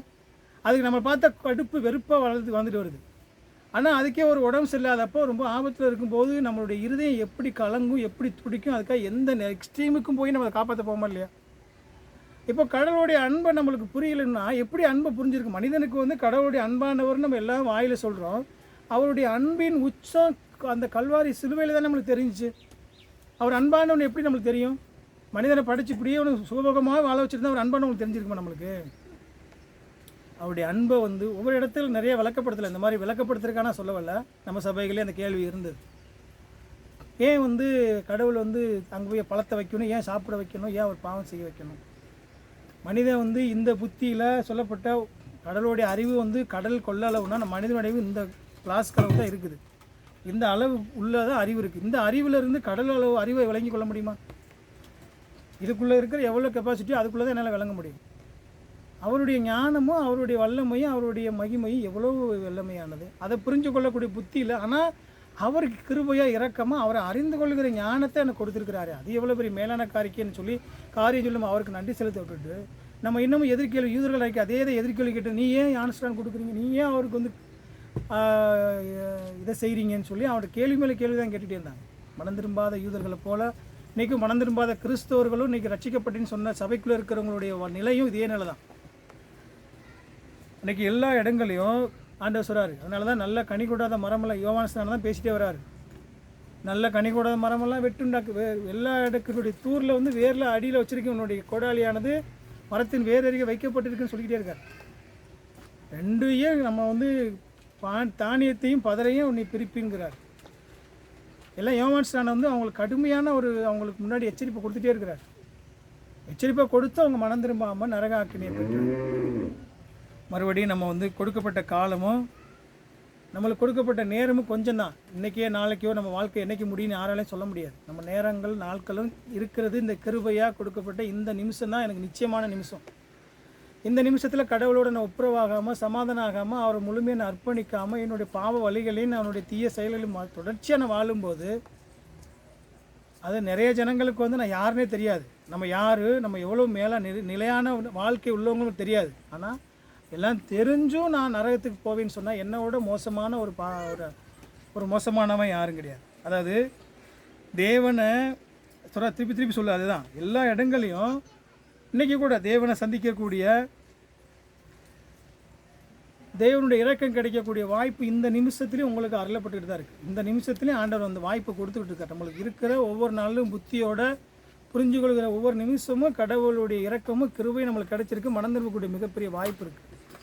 நம்ம கேட்டு நாங்கள் என்ன மனம் திரும்பலையா, ரட்சிக்கப்பலையா, நாங்கள் என்ன கடவுள் அறிவிலே நம்ம கேட்போம். என்னுடைய வாழ்க்கையில் வந்து தெரிஞ்சு கொள்றதுக்கும் அறிவில் இருக்கிறதுக்கும் புத்தியில் இருக்கிறதுக்கும் கீழ்ப்படுத்தல வாழ்க்கையில் இருக்கிறதுக்கும் வித்தியாசம் வேறு. ஆண்டவர் கீழ்ப்படுதல தான் இருக்கிறார். இருதயத்தில் தான் அவருடைய நியாயத்திருப்பே ஆரம்பமாகுது ஒழிய வெளிப்பிரகாரமான ஞானத்தினாலேயோ நீ வேத அறிவுனாலேயோ நம்மளுக்கு கிடையாது. ஆண்டவர் திருப்பி சொல்கிறாரு, இந்த தேவகுமாரனா அறியாமல் இருப்பதை காட்டிலும், அதாவது மெய்யா நீங்கள் தான் யார், ஆண்டவராக இயேசு கிறிஸ்து மெய்யான ரட்சகர் என்றும் அவர் தான் மெய்யான கடவுள் என்பதும் என் வாழ்க்கையில் எல்லாவற்றுக்கும் சர்வலத்துக்கும் போதுமான கடவுள் உள்ளவர் என்றும் வல்லமையானவர் என்பதும் தெரியாமல் இருப்பதை இந்த பூமியில் நான் வாழ்கிறத காட்டிலையும் இந்த பூமியில் நான் பிறக்காமல் இருக்கிறது ரொம்ப ரொம்ப நல்லது. ஆண்டவர் சொல்லி முடிக்கிறேன். இந்த பூமியில் நான் எத்தனையே நான் தேவனுடைய பூமியில் மனிதனாக பிறந்து எவ்வளோ ஐஸ்வர்ய சுகபோகம் வாழ்ந்தாலும், நான் எவ்வளவு உலகத்தினுடைய எல்லா அதிகாரங்கள் இருந்தாலும், நான் தேவனை மெய்யான தேவன் என்பதும் அவருடைய வார்த்தைக்கு நான் கீழ்ப்படியாமல் அவருடைய ரத்தத்தினால் கழுவப்படாமல் பரிசுத்தமாக்கப்படாமல் நான் எத்தனை நாட்கள் வாழ்கிறத காட்டிலையும் நான் அந்த பூமியில் பிறக்காமல் இருக்கிறது எவ்வளவோ நல்லது. அதனால் இந்த ரெண்டு காரியங்கள்லையும் யோவான் ஸ்நானனுடைய தாழ்மையினால் ஒரு கிறிஸ்தவ வாழ்க்கையில் வாழ்கிற நீங்கள் நானும் ஒரு விசுவாசியும் எல்லா நிலைகளையும் பரிபூரணத்தையும் ஆண்டவராக இயேசு கிறிஸ்து தான் பெற்றுக்கொள்கிற அந்த முக்கியமான நம்மளுடைய புகழ்ச்சியோ மேன்மையோ இல்லாமல் எல்லாமே அந்த கடவுளுடைய இரக்கத்தை பெற்றுக்கிற நம்ம தாழ்மை உள்ளவங்களாம் நம்ம எல்லா இடத்துலையும் நம்ம நடந்து கொள்ள நம்ம அழைக்கப்பட்டிருக்கோம். யூதர்களை போல் வந்து அன்னைக்கு நேரில் கண்ட மேசியாவை காணாமல் அவங்களுடைய குருடாகி போன இருதயத்தினால அவங்க அழிவை தேடிக்கொண்டது போல் இன்றைக்கும் உங்களுக்கும் இவ்வளோ பெரிய வேதம் கொடுத்து இவ்வளோ பிரசங்கம் பண்ணி இவ்வளோ சத்தியம் சொல்லியும் என்னமோ அவர் கீழ்ப்படியாமல் நம்ம கடவுளுடைய இரக்கம் தெரியாமல் ரட்சிப்படையாமல் மறுபடி பிறக்காமல் மீட்கப்படாமல் அவர் ரத்தனை கழுவப்படாமல் நம்ம வந்து பூமியில் ஒரு வேலை மறித்தோன்னா உங்களே என்ன போல் நம்ம பூமியில் பிறக்காமல் இருக்கிறது எவ்வளவோ நல்லா இருக்குன்னு சொல்லி நம்மளுக்கு வேதம் சொல்லுது. அதனால் இந்த சிந்தனையோடு நம்ம இந்த நாளை நம்ம தேவனுடைய நாளை கடந்து செல்வோம். தேவன் தாமே இந்த வார்த்தைகளை ஆசீர்வதிப்பார்கள்.